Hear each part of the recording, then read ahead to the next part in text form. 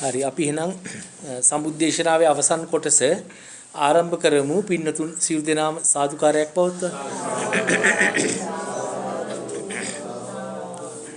හරි එතකොට අපි දැන් කරුණු ගණනාවක් මේ පින්නතුන්ට පැහැදිලි කරලා දුන්නා. විශේෂයෙන්ම අපි කිව්ව වැදගත් කරුණක් තමයි සෝතාපන්න ඵලය කියලා කියන්නේ න්‍යායන් 1000ක් විතර එකට එකට ගලපන්න පුළුවන් හැකියාවක් ලබා ගත්තට පස්සේ Tamanට ලැබෙන දර්ශනය. එතකොට න්‍යායන් කියලා කිව්වේ අපි කිව්වා මේ සද්ධර්මයේ තියෙනා වූ ධර්ම කරුණු එකිනෙකට ගැලපෙන අවස්ථාවන් වලට තමයි න්‍යායන් නැත්නම් පාලියෙන් ණය කියලා කියන්නේ. ඒ නිසා තමයි දහසක් ණයින් ප්‍රතිමණ්ඩිත උතුම් වූ සෝතාපන්න ඵලය කියලා බුදුහාමුදුරුවෝ හඳුන්වලා තියෙන්නේ. එතකොට මේ න්‍යායන් කොහොමද ගලපන්නේ කියලා ඒ පැහැදිලි කරගන්න අවශ්‍ය වෙන. ඒ කියන්නේ න්‍යායන් මෙන්න මේ න්‍යායන් ටික තමයි අපි දැන් මුලින් කියලා දෙන්නේ. ඒ න්‍යායන් ගලපන්න ඔබට තාම බැරි වෙන්න පුළුවන්. හැබැයි න්‍යායන් ටික කිව්වට පස්සේ ඔබ උනන්දු වෙනවා. ඒ න්‍යායන් ගලපන්නේ කොහොමද කිය කරුණු එක්රැස් කරන්න ඔබ උනන්දු වෙනවා. එතකොට අපේ ඉදිරි ධර්මදේශනාවලදී සවිස්තරාත්මකව අපි කරුණු ඉදිරිපත් කරනකොට ඒ කරුණු ටික ඔබ අහලා හිතේ ධාරණය කරගත්තට පස්සේ ඔබට පුළුවන් ඔය න්‍යායන් එක්ක අරගෙන බලලා මේවා එකිනෙකට කොහොමද ගැලපෙන්නේ කී බලන්න පුළුවන්. ඒ වගේම Tamanට ඒ කියන්නේ Tamanට අදාළ වෙන විදියට මේක Tamanට ආදේශ කරගෙන බලන්නත් ඕන මේ ධර්ම කරුණ. එතකොට තමයි ඒකෙන් ප්‍රයෝජනයක් තියෙන්නේ. හරි. එතකොට දැන් අපි එහෙනම් ඒ කීපු කරුණු ටික නැවත පොඩ්ඩක් සාරාංශගත කරනවා. අපි කිව්වා සෝතාපන්න ඵලයටපත් උනාද නැද්ද කියලා බලා ගන්න පුළුවන් ආකාරය. ඒක ආකාර 4කින් කිව්වා කියලා එක්තරා සාමීන් වහන්සේ නමකට නේද? එකක් තමයි සතර මහා ධාතුවත් සතර මහා ධාතුවේ ඇතිවීමත් නැතිවීමත් දන්නවද දකින්නවද? එපමණකින්ම සෝතාපන්න. දන්නවද කියලා කියන්නේ පින්නතුනි මේ පෙළදහම හරියට ඉගෙන ගත්තාම පෙළදහම කිසිවක් අඩු නැතුව ඉගෙන ගත්තට පස්සේ ඔන්න ඔබ දන්නවා සතර මහා ධාතුව කියන්නේ මෙයයි. සතර මහා ධාතුව ඇති වෙන්නේ මෙන්න මෙහෙම බැලුවාමයි. සතර මහා ධාතුව නැති වෙන්නේ මෙන්න මෙහෙම බැලුවාමයි කියලා ඔබ දන්නවා. එතකොට මුලින්. ඒක තමයි දන්නවද කියලා කියන්නේ. ඥානතෝ කියලා පාලියෙන් කියන්නේ ඒකට. ඊට පස්සේ ඒ ආකාරයට ඔබ ඇවිදිනකොට, උයනකොට, පිහනකොට, gedara dore ඕනෑම කටයුත්තක් කුදු මහත් සියලු කටයුතු කරනකොට තමන්ගේ ජීවිතයට මේක ආදේශ කර බලනකොට නැත්නම් අපි ඔකට කියන හොඳ වචනයක් තමා තුලින් දකින්නකොට මේ ඉගෙනගත්ත දේ තමා තුලින් දකින්නකොට මොකද වෙන්නේ? එක්තරා අවස්ථාවකදී තමන්ගේ නුවණට වැටහෙනවා. තමන්ගේ නුවණින් තමන්ට දැක ගන්න ලැබෙනවා සතර මහා ධාතුව මෙන්න මෙහෙම බලනකොට අතහැරනව නේද කියන්නේ. සතර මහා ධාතුව මේ විදිහට බැලුවොත් සතර මහා ධාතුව තියෙනවා නේද කියලා තමන්ට හිතෙනවා. හරිද? මෙහෙම බැලුවොත් සතර මහා ධාතුව අතහැරිලා නේද කියලා තමන්ට තේරෙනවා. ආන්නේ தත්ත්වයට තමයි අපි කියන්නේ දකින්නවද කියලා. දන්නවද දකින්නවද? දකින්නවද කියන එකට පාලියෙන් කියන්නේ පින්නතුනි පස්සතෝ කියලා. දකින්නවද කියලා කියන්නේ මෙතෙන්දී අත්දකින්නවාද කියන්නේ. අත්දකින්නවායි කියන එක. එක්ස්පීරියන්ස් එක ගන්නවා කියන එක පැහැදිලිද? ආයතන දන්නවා මුලින් දැනගන්න ඕන ඥානතෝ. පෙළදහම හරියට දැනගත්තට පස්සේ ඥානතෝ කියන කොටස සම්පූර්ණ නම් ඥානතෝ කියන කොටස සම්පූර්ණ වුණාට පස්සේ ඔබට පුළුවන් මේ කියපු කරුණු තමා තුලින් දකින්න. හරිද? කියන්නේ සතර මහා ධාතුව කියන්නේ මෙන්න මේකට සතර මහා ධාතුව ඇතිවීම බලන්නේ මෙහෙමයි නැතිවීම බලන්නේ මෙහෙමයි කියලා අපි ඔබට කියලා දෙනවා. කියලා දුන්නාට පස්සේ ඔබ ඇවිදිනකොට වැඩට යනකොට නිදා ගන්න යනකොට උයනකොට පිහනකොට වාඩි වෙලා ඉන්නකොට හැම ඉරියව්වකදීම තමා තුලින් මේක දකින්න උත්සාහ කරනකොට එක මොහොතක් එනවා මෙන්න මේ විදියට සතර මහා ධාතුව දැන් අතහැරුණා නේද කියලා Tamanට වැටහෙනවා. අන්න මග්ගා මග්ග ඥානය කියන්නේ ඔන්නොතින්දී. ඔන්නොතින් තමයි Tamanට මාර්ගඵලය ලැබුණ කියලා Taman දැනගන්න. කාගෙන්වත් අහන්න යන්න ඕනේ නැහැ Taman මාර්ගඵලයක් ලැබුණද කියලා. හරිද? ඒ අහන්න යන තාකල් Tamanට මොකක්වත් මාර්ගඵලයක් ලැබිලා නැහැ. අන් අයට කියන්නත් බෑ. අන් අය දන්නේ නැහැ. කාටවත් කියන්න බෑ ඔබට මාර්ගඵලයක් ලැබුණද නැද්ද කියලා. පැහැදිලිනේ? හරි. එතකොට එකක් තමයි සතර මහා ධාතුවත් සතර මහා ධාතුවේ ඇතිවීමත් නැතිවීමත් දන්නවද දකින්නවද එපමණකින්ම සෝතාපන්න. ඊළඟ එක තමයි යම් කෙනෙක් පංච උපාදානස්කන්ධයත් අපි දැන් මේවා එකක්වත් කියලා දීලා නැහැ. සතර මහා ධාතුව කියලා දීලත් නැහැ. පංච උපාදානස්කන්ධය කියලා දීලත් නැහැ. ඉදිරියේදී ඒව කියලා දෙනවා. හරිද? පංච උපාදානස්කන්ධයත් පංච උපාදානස්කන්ධේ ඇතිවීමත් නැතිවීමත් දන්නවද දකින්නවද එපමණකින්ම සෝතාපන්න. ඒතර පංච උපාදානස්කන්ධය කියන්නේ මෙන්න මේකට. මෙන්න මෙහෙම බැලුවොත් පංච උපාදානස්කන්ධය ඇති වෙනවා. මෙන්න මෙහෙම බැලුවම පංච උපාදානස්කන්ධය අතහැරෙනවා. කියලා Tamanට හරියට තේරෙනව නම් Taman දන්නවා. ඒක ඥානතු. ඊට පස්සේ Taman කරන වැඩපළ හැම එකකදීම තමා තුලින් මේක දකින්න උත්සාහ කරනකොට මහන්සි ගන්නකොට එක්තරා මොහොතකදී Tamanට පංච උපාදානස්කන්ධය අතහැරෙනවා නේද කියලා තේරෙනවා. හරිද? එතකොට ඔය ආකාර අපි හතරක් කිව්වනේ දැනට. දැන් දෙකයි මේ වෙලාවේ මතක් කරේ. දැන් විවේකයට කලින් හතරක් කිව්වනේ. ඔය හතරින් එක ආකාරයක් ඔබට අතහැර ගත්ත ගමන් ඉතුරු ටික ඔබට එකපාරටම හිත තියන්න පුළුවන්, සිත පිහිටවන්න පුළුවන් ඉතුරුව. ඔබට තේරෙනවා ඒවත් අතහැරිලා නේද කියලා තියෙන්නේ. හරිද? එතකොට දෙකයි. පංච උපාදානස්කන්ධය ඇතිවීමත් පංච උපාදානස්කන්ධය නැතිවීමත් දන්නවද දකින්නවද එපමණකින්ම සෝතාපන්න. ඒකත් තේරුන්නේ නැහැ නේ ස්වාමීන් වහන්සේට. ඊට පස්සේ තව ස්වාමීන් වහන්සේ නමක් ගාවට ගිහිල්ලා ඇහුවට පස්සේ ඒ ස්වාමීන් වහන්සේ මොකක්ද දෙන උත්තරේ? ඒ තමයි ආයතන හයත්. ආයතන හයේ ඇතිවීමත් ආයතන හයේ නැතිවීමත් කෙනෙක් දන්නවද දකින්නවද එපමණකින්ම සෝතාපන්න. හරිද? ඒතර ආයතන හය කියන්නේ මොකක්ද? ආයතන හය ඇති වෙනවා කියන්නේ මොකක්ද? ආයතන හය නැති වෙනවා කියන්නේ මොකක්ද කියලා අපි ඉදිරියේදී කියලා දෙන්න. ඔබට යම් කිසි දවසක පුළුවන්කම ලැබුණාට පස්සේ තමා තුලින් මේ ආයතන මෙන්න මෙහෙම බලනකොට ආයතන නැති වෙනව නේද? මෙහෙම බලනකොට නේද ආයතන හැදෙන්නේ කියලා තමන්ගේ නුවණට අහු වෙනවා කියලා කියන තමන් යන්න ඕන තැනට ඇවිල්ලා. ඊළඟ එක තමයි ඒකත් තේරුන්නේ ඊළඟ ස්වාමීන් වහන්සේ පැහැදිලි කරන්නේ යං කිංචි සමුදය ධම්මං සබ්බන්තං නිරෝධ ධම්ම. ඒ කියන්නේ මේ ලෝකයේ තියෙන්නේ හේතු ප්‍රත්‍යයෙන් හටගෙන හේතු නිරෝධයෙන් නිරුද්ධ වෙන වර්තමාන චිත්තක්ෂණයක් විතරයි. නැත්තම් වර්තමාන චිත්තක්ෂණයක් විතරක් පවතින බව දැක ගන්න තියෙන්නේ හේතු වැය වෙලා හටගන්න දැකීමක් හෝ හේතු වැයවීමෙන් හටගන්නා ඇසීමක් හෝ හේතු වැයවීමෙන් හටගන්නා දැනීමක් හෝ හේතු වැයවීමෙන් හටගන්නා දැන ගැනීමක් කියන මොනවා හරි සතර ක්‍රියා අතරින් එක ක්‍රියාවක් තියෙනවා. ඒ ක්‍රියාව හේතු වැය වෙලා හටගන්නවා. ඒ ක්‍රියාව ඒ චිත්තක්ෂණේ තිවිලා හේතු නිරෝධයෙන් ඒ ක්‍රියාව නැති වෙනවා. හරිද? එතකොට වර්තමාන චිත්තක්ෂණේ තමයි ඔය කියන්නේ. අතීත චිත්තක්ෂණ සියල්ලම අතහැරිලා අනාගතයත් අතහැරිලා එක චිත්තක්ෂණයක් තමන්ගේ නුවණට අහු වෙනවා. ඒ චිත්තක්ෂණේ අහු වෙන ඒ දැකීම හැදෙනවා නැති වෙනවා. මෙහෙම නේද නැති වෙන්නේ කියලා තමන්ට වැටහෙනවා. අන්න එතකොට තමන් මේ තත්වයට ඇවිල්ලා. හරිද? එතකොට අපි කලින් කිව්වා වගේ මේක මහා අමාරු කරන්න බැරි දෙයක් නෙවෙයි. හැබැයි වීරය නැති කෙනාට මේක කවදාවත් සංසාරේ කරගන්න හම්බෙන්නේ නැහැ. තව ගොඩක් කල් යන්න වෙනවා. වීරය තියෙන කෙනාට මේක ඉක්මනින් කරගන්න පුළුවන් ඉලක්කය. පැහැදිලිනේ? හරි. එතකොට මේ පින්නතුන් මතක තියාගන්න ඕන දැන් ස්වාමීන් වහන්සේලා ඉස්සර හිටපු ස්වාමීන් වහන්සේලා මේවට මහන්සි වුණේ. ඉස්සර කියලා කියන්නේ මීට වඩා ධර්ම අවබෝධය කරන්න පුළුවන් කාලේ. මතක තියාගන්න දැනුත් ධර්ම අවබෝධය කරන්න පුළුවන්. සමහර අය කියනවා දැන් ධර්ම අවබෝධය ලබන්න බෑ කියලා. ඒක සම්පූර්ණ බොරු. මහා අකුසල්ලෝ. වසුලුපටු අකුසල් නෙවෙයි. දැන් යාලා කියන්නේ දැන් ධර්ම අවබෝධය ලබන්න බෑ. ඒ හින්දා දානමාන ටික උඹලා දීපල්. දීලා උඹලා කුසල් කරලා දිව්‍ය ලෝක ඵලයල්ලා. එහෙම ඉතින් දිව්‍ය ලෝක යන්න පුළුවන් නම් හරි කතාවක් කියන්නේ. දිව්‍ය ලෝකෙ ගිහිලා දිව්‍ය ලෝකෙ ඉන්නවා බුදුහාමුදුරන්ගෙන් බණ අහපු දෙවිවරු. ඒ දෙවිවරුන්ගෙන් බණ අහන්න කියලා. ඉතින් එහෙමනම් අර කට්ටියට දානමාන දුන්න කියලා කොහොමද දිව්‍ය ලෝක යන්නේ? ඒ කියන්නේ ආර්ය ශ්‍රාවකෙක් නෙවෙයිනේ, බුදුහාමුදුරුවෝ ශ්‍රාවකෙක් නෙවෙයිනේ, ධර්මයේ කියලා දෙන්න බැරි නෑ. වැඩක් නෑනේ. පැහැදිලි නේද? ඒ නිසා ඒව බොරු. බුදුරජාණන් වහන්සේ පින්නතුණි අවුරුදු 5000ක් කාලයක් මේ සම්බුද්ධ ශාසනයේ පවතිනට අදිෂ්ඨාන කරේ අන්තිම දවසේ ධාතු පරිනිර්වාණය වෙන අවසන් මොහොතේ ලක්ෂ සංඛ්‍යාත පිරිසක් මේ සංසාරයෙන් ඈතර වෙනව මතක තියාගන්න. ඒ නිසා මේවා හැල්ලුවට ලක් කරලා අයව කතා කරන්නේ තමන්ට ධර්මයේ කියා දෙන්න බැරි නම් ඒක වෙන කතාවක්. ධර්ම අවබෝධය ලබන්න බැරි, මගඵල ලබන්න බැරි කාලයක් නෙවෙයි මේ.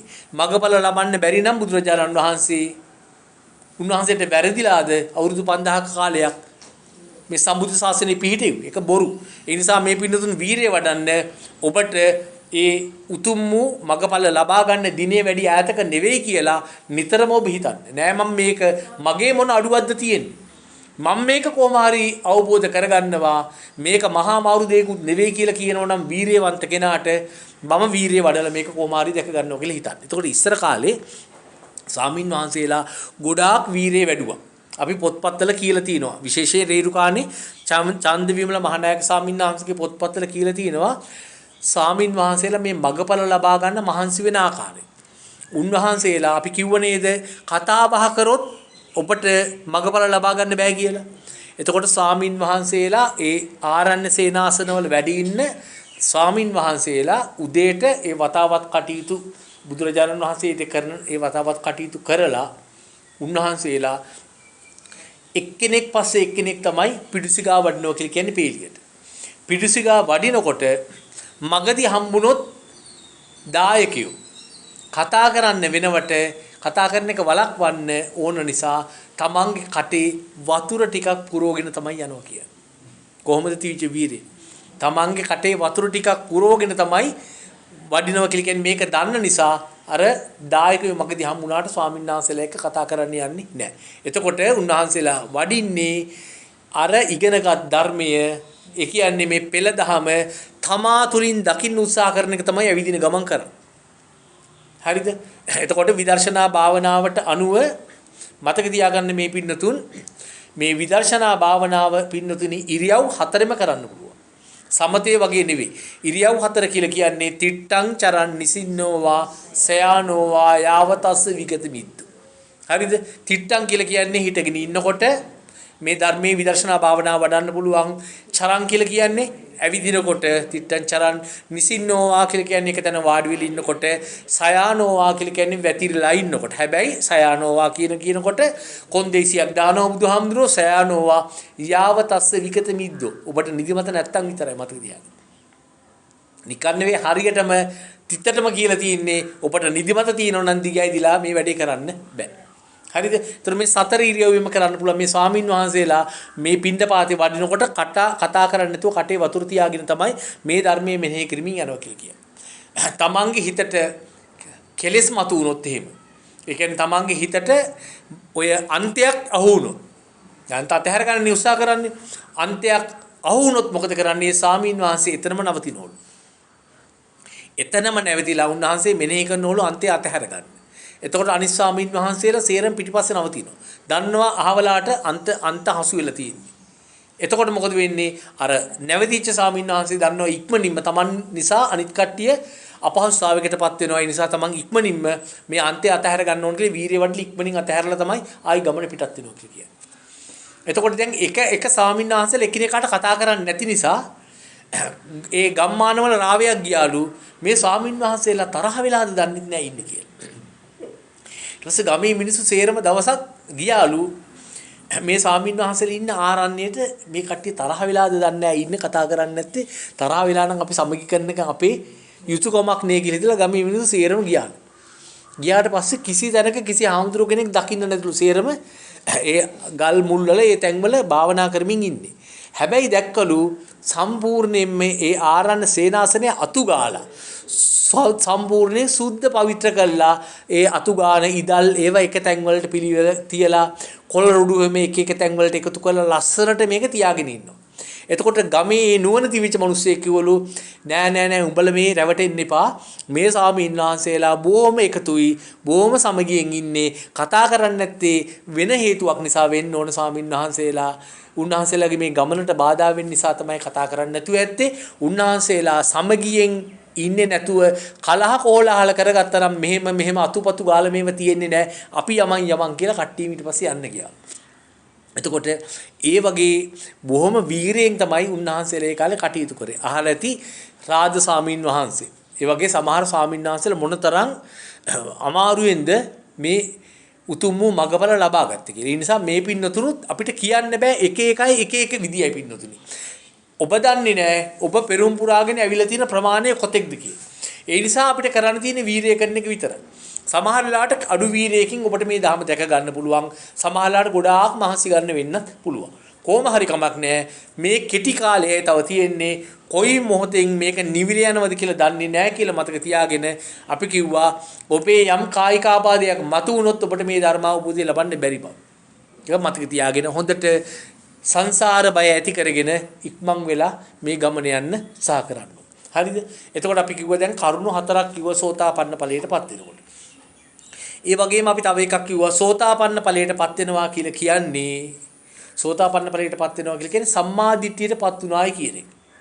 ඒ වගේම අපි තව එකක් කිව්වා සම්මා දිට්ඨියටපත් වෙනවායි කියලා කියන්නේ චතුරාර්ය සත්‍ය අවබෝධය ලබනවා කියන එක. ඒ වගේම තව එකක් අපි කිව්වා සෝතාපන්න ඵලයටපත් වෙනවා කියලා කියන්නේ මාධ්‍යම ප්‍රතිපදාවටපත් වෙනවා කියන එක. ඒ වගේම තව එකක් කිව්වා අතීතාන්තය අතහැර ගත්තොත් තමයි මධ්‍යම ප්‍රතිපදාවට එන්නේ කියලා. ඔන්න අපි කරුණු ගණනාවක් කිව්වා මේ සියලුම කරුණු එකට සම්බන්ධ වෙන්නා වූ කරුණු. සෝතාපන්න ඵලය කියන මධ්‍ය කරුණ අරගත්තට පස්සේ සියල්ලම මේ කරුණ වටේ පෙළ ගස්සන්න පුළුවන් කරුණු. හරිද? දැන් එතකොට අපි මේ එක එක කරුණු ටිකක් විස්තර කරලා යනකොට මේ පින්නතුට පුළුවන්කම තියෙන්න ඕනේ. ඔය සතර මහා ධාතු කියන්නේ මොකක්ද? පංච උපාදානස්කන්ධය කියන්නේ මොකක්ද? සලායතන කියන්නේ මොකක්ද? සලායතන වල ඇතිවීම නැතිවීම කියන්නේ මොකක්ද? යංගින්චි සමුදය ධම්මං සම්බන්ධ නිරෝධ ධම්මං කියන්නේ මොකක්ද? චතුරාර්ය සත්‍ය කියන්නේ මොකක්ද? සියල්ල ඔබට මනා අවබෝධයක් ලැබෙනකොට තමයි මේ න්‍යායන් එකට ගලපන්න පුළුවන්කම ලැබෙන්නේ. පැහැදිලිද? හරි. එතකොට එහෙමනම් දැන් අපි තව පොඩ්ඩක් ඉදිරියට යමු. මේ පින්නතුන් දන්නවා බම්බයක් පමනෝන ශරීරයක් තියෙනවා ඔබට. ඒකට තමයි ආධ්‍යාත්මය කියලා කියන්නේ. හරිද? එතකොට ඒක පරමාර්ථ වශයෙන් එහෙම බම්බයක් පමනෝන ශරීරයක් පණවන්න විදියක් නැති වුණාට සම්මුති වශයෙන් ඔබ හිතාගෙන ඉන්නේ ආධ්‍යාත්මය කියලා දෙයක් තියෙනවා කියලා. හරිද? එහෙම තියෙනවා කියලා නේ හිතාගෙන ඉන්නේ. එතකොට දැන් අපි හිතමු පොඩි පන්තියක ළමයින්ට උගන්වන්න එනවා උපාධිධාරී ගුරුවරයෙක්. පුංචි පන්ති වල ළමයින්ට උගන්වන්න අපි හිතමු 5 6 පන්තියේ ළමයින්ට උගන්වන්න එනවා උපාධිධාරී ගුරුවරයෙක්. උපාධිධාරී ගුරුවරයා දක්ෂ ගුරුවරයෙක් නම් මොකද වෙන්නේ? මේ ගුරුවරයා මුලින්ම අර ළමයින්ගේ මානසික මට්ටමට අධ්‍යාපන මට්ටමට එයා බහ ගන්නවා. බහගෙන ඒ ළමයි ඉන්න තැන ඉඳලා තමයි උගන්වන්නේ. පැහැදිලිද කියන එක? ඒ ළමයි ඉන්නේ මොන මානසික මට්ටමකද? ඒ මානසික මට්ටමේ ඉඳලා උගන්වගෙන තමයි ටික ඒ ළමයින්ට දැනුම ලබා දීගෙන එන්නේ. පැහැදිලිද? අන්න ඒ වගේ තමයි පින්නතුනි බුදුරජාණන් වහන්සේත් උගන්වලා තියෙන්නේ. බුදුරජාණන් වහන්සේ තමයි අපි කිව්වා මේ ලෝකේ හිටපු ශ්‍රේෂ්ඨතම ගුරුවරයා. උන්වහන්සේ මේ ධර්මයේ උගන්වලා තියෙන්නේ එකපාරටම කියන්නේ නැහැ ආධ්‍යාත්මයේ බාහිරය කියලා දේ අතහැර ගන්න කියලා උන්වහන්සේ කියන්නේ නැහැ. උන්වහන්සේ ආධ්‍යාත්මයයි බාහිරයයි කියන දෙයක් දැන් තියෙනවා කියලානේ හිතාගෙන ඉන්නේ මේ පින්නතුන්. ඒ තියෙනවා කියලා හිතාගෙන ඉන්න බාහිරයයි ආධ්‍යාත්මයේ තුලින්ම ගිහිලා තමයි ඔබට පෙන්වා දෙන්නේ බාහිරයයි ආධ්‍යාත්මයයි කියලා පනවන්න දෙයක් නැති බව. හරිද? කෙලින්ම කියන්නේ නැහැ මොකද කිව්වා කියලා පළක් නැහැ. බුදුහාමුදුරුවෝ කිව්වට පිළිගන්නෙත් නැහැ. බුදුහාමුදුරුවෝ කිව්වත් පිළිගන්නේ නැහැ බාහිර ආධ්‍යාත්මික කියලා පනවන්න නැහැ කියලා. මොකද තමන්ගේ සිත කියන දේ ඊට වඩා තමන්ට විශ්වාසයි. ඒ නිසා විචිකිච්ඡාව තමන්ට තියෙන නිසා බුදුහාමුදුරුවෝ කෙලින්ම කියන්නේ නැතුව උන්වහන්සේ මොකද කරන්නේ? ඔබ පිළිගන්න ඔබ ඉන්න ස්ථාවරය ගැන ඒ විදියටම උන්වහන්සේ පැහැදිලි කරමින් ගිහිල්ලා ටික ඔබ ඉන්න ස්ථාවරයේ බොරුවක් පුස්සක් විත්තිය උන්වහන්සේ පෙන්නනවා. හරිද? ඒ කියන්නේ ආධ්‍යාත්මයේ බාහිරය කියලා පනවන දෙයක් නැති බව ඔබට පෙන්වුම් කළ දෙනවා බුදුහාමුදුරුවෝ. ඉතින් අපිත් ඒ විදිහට තමයි ඔබට ධර්මයේ දේශනා කරන්නේ. ඒ විතර තමයි කියන්නේ. මොකද උන්වහන්සේගේ ධර්මයනේ අපි මේ කියන්නේ. අපේ ධර්මයක් නෙවෙයි කියලා දෙන්නේ. උන්වහන්සේ අවබෝධ කරගත්ත දහමයි මේ කියලා දෙන්නේ. අපිට තේරෙන විදියට. එතකොට දැන් මේ පින්නතුන් දන්නවා අපිට තියෙනවා ඉන්ද්‍රියන් 6ක්. ඇස, කන, නාසය, දිව, කය, මනස. චක්කු සෝත ගාන ජීවහා කාය මන. ওই ඉන්ද්‍රියන් 6ම තියෙන්නේ ওই බඹයක් පමනවන ශරීරේ. එකඟයි නේද? ඔව්. හරි. එතකොට දැන් ඇසෙන් කරන්නේ මොකද්ද? දැකීමක් වෙන්නේ ඇසෙන්. හරිද? කනෙන් මොකද්ද වෙන්නේ? ඇසීමක් වෙන්නේ කනෙන්. එතකොට ඇහැට දැකීමක් වෙනවා, කනට ඇසීමක් වෙනවා, නාසයට ගඳ සුවඳ දැනෙනවා, දිවට රසයක් දැනෙනවා, කයට පහසක් දැනෙනවා, සිතට මොනවද වෙන්නේ? සිතට වෙන්නේ දැන ගැනීමක් වෙනවා. දැන ගැනීම කියලා කියන්නේ පින්නතුනි පාලි වචනය විඤ්ඤාත කියන pāli වචනය විඤ්ඤාත කියන pāli වචනය සිංහලට කඩලා ගත්තට පස්සේ දැන ගැනීම කියලා තමයි එන්නේ. අපිත් මේ වචනේ ඒ විදිහටම පාවිච්චි කරන්න ඕන. හරිද? හැබැයි දැන ගැනීම කියන්නේ මොකද්ද කියන එකේ සරල තේරෙන අර්ථය ඔබ වටහාගෙන ඉන්න ඕන. ඔබ පාවිච්චි කරන්න ඕනේ මේ වචනේම තමයි. දැන ගැනීම විඤ්ඤාත. පොඩ්ඩක් හරි වෙනස් කරොත් මොකද වෙන්නේ? ඒ වෙනස් කිරීම පින්නතුණී සද්ධර්ම විකෘතියක් විදියට දිගට යන්න පුළුවන්. හරිද? මතක ඇති දැන් සමහර පන්සල් වලත් කරන වැඩක් මොකද්ද? ධම්සක් පැවතුම් සූත්‍ර දේශනාවේ අවසන් කොටස දිව්‍යුරුන් සාදුකාර දුන්න විදිය. මතකනේ? කොහොමද දෙවිවරුන් සාදුකාර දෙන්නේ? ඒතම් භගවතා බාරාණසියන් ඉසිපතනී මිගදායේ අනුත්තරං ධම්මචක්කම් පවත්තිතං අප්පතිවත්‍යං. හරිද? අප්පතිවත්‍යං කියන්නේ පැවැත්විය නොහැකි. ඒතම් භගවතා බාරාණසියන් ඉසිපතනී මිගදායේ අනුත්තරං ධම්මචක්කම් පවත්තිතං. මේ භාග්‍යතුන් වහන්සේ දැන් ඉසිපතනී මිගදායේ අනුත්තර වූ ධම්සක් පැවතුම් දේශනාව පවත්වනවා. පවත්තිතං අප්පතිවත්‍ය පැවැත්විය නොහැකි. අප්පතිවත්තියක් සමනේනවා ශ්‍රමණේකටවත් පැවැත්විය නොහැකි. සමනේනවා බ්‍රාහ්මණේනවා බ්‍රාහ්මණේකටවත් පැවැත්විය නොහැකි. මාරේනවා මාරේ දේවේනවා මාරේ දේවියෙකුටවත් පැවැත්විය නොහැකි. මාරේනවා මාරේකටවත් පැවැත්විය නොහැකි. අප්පතිවත්තිය හැම වචනෙටම එනවා. බ්‍රහ්මුණාවා බ්‍රහ්මේකටවත් පැවැත්විය නොහැකි. කේනචිවා ලෝකස්මි කේනිචිවා කියන්නේ කිසිම කෙනෙකුට පැවැත්විය නොහැකි. අන්න ඒ අනුත්තර ධම්සක් පැවතුම් සූත්‍ර දේශනාව භාග්‍යවතුන් වහන්සේ විසින් දැන් පවත්වනවා. මිසිපතනේ මිගදායේ අනුත්තරං ධම්මචක්කම් පවත්තිතා. අප්පතිවත්තියං සමනේනවා බ්‍රාහ්මණේනවා දේවේනවා මාරේනවා බ්‍රහ්මුණාවා කේනචිවා ලෝකස්මි. මේ ලෝකේ කිසිම කෙනෙකුට පවත්වන්න බැරි අන්නේ ධම්සක් පැවතුම් සූත්‍ර දේශනාව දැන් පවත්වනවා කියලා තමයි සාදුකාර දෙන්නේ. ඕකත් කෙටි කරනව නේද මේ පාපතරියෝ? ඕක කෙටි කරනවා. ඕක කෙටි කරාම මොකද වෙන්නේ පින්නතුනි? පරම්පරා දෙකක් විතර යනකොට හිතනවා ධම්සක් පැවතුම් සූත්‍ර දේශනාව තියෙන්නේ ඔහොම තමයි කියලා. ඔය ඔරිජිනල් එක කියලා හිතනවා. කොහෙද කරන්නේ? ධම්සක් පැවතුම් සූත්‍ර දේශනාව බුදුරජාණන් වහන්සේ දේශනා කරපු අනගාരിക ධර්මපාල උතුමාණන් අවසානයේදී මරණාසන්න මොහොතේදී හවස 4ට දේශනා කරන්න කියලා කියපු ඒ මූලගන්ධ කුටි විහාරයේදී ඒක බාරකාරව කටයුතු කරන උන්දලා තමයි මේක විකෘති කරන්නේ. මොනතරම් පවත්. අන්න නිසා එහෙම ඔබ කරන්න යන්න එපා. කරන කට්ටිය ඕන දෙයක් කරගද්දී කුද ගහගද්දෙන් අපිට කමක් නෑ. අපිට මොකක් ප්‍රශ්නයක් නෑ නේ. Tamanne කරන්නේ. හැබැයි මේ පින්නතුන් තේරුම් ගන්න මේ සද්ධර්මයේ මේ ආපු මේ උතුම් වූ ශ්‍රී සද්ධර්මයේ එක වචනයක්වත් ඔබ වෙනස් කරන්නේ නැතුව ඒ විදිහටම පාවිච්චි කරන්න. හැබැයි එහි අර්ථය ඔබ තේරුම් ගන්න. මොකද විඤ්ඤාත කියන වචනය දැන ගැනීම කියන කිව්වට පස්සේ අපිට ටිකක් ඒක නුහුරුයි නේද? ඔව්. දැන ගැනීම කියලා කියන්නේ පින්නතුනි ඇස කන නාසය දිව කය කියන ඉන්ද්‍රියන් පහෙන් ගන්නා වූ අරමුණු තියෙන්නේ. ඒ අරමුණු ටික. ඒ කියන්නේ දැකීම, ඇසීම, රස දැනීම, ගන්ධය දැනීම සහ පහස දැනීම. හරිද? ඔන්නේ පහ අතීතයට ගියාට පස්සේ සිහිපත් කර ගන්න පුළුවන්නේ. කල්පනා කරනවා කියලා කියන්නේ මනසින් මනෝ ගහනවා කියලා කියන්නේ ඔය වචනේ මනසින්දනේ ඇවිල්ලා තියෙන්නේ. කල්පනා කරනවා කියලා කියන එකට තමයි කියන්නේ විඤ්ඤාත හේවත් දැන ගැනීම කියලා. දැන් පැහැදිලිනේ දැන ගැනීම කියන එක. හැබැයි කල්පනා කිරීම කියන වචනේ කොහේවත් ලියන්න පොතකවත් ලියන්න එපා. පාවිච්චි කරන්නත් එපා. විඤ්ඤාත කියනකොට Tamanට තේරෙන්න ඕනේ නැත්නම් දැන ගැනීම කියනකොට Tamanට තේරෙන්න ඕනේ මේ කියන්නේ සිතින් යමක් සිහිපත් කිරීම කියලා. සිතට යමක් සිහිපත් වීම. පැහැදිලිනේ? අමාරු නෑ. හරි. එතකොට දැන් මෙන්න මේ ඉන්ද්‍රියන් අපි දන්නවා 6ක් තියෙනවා අපිට. හරිද?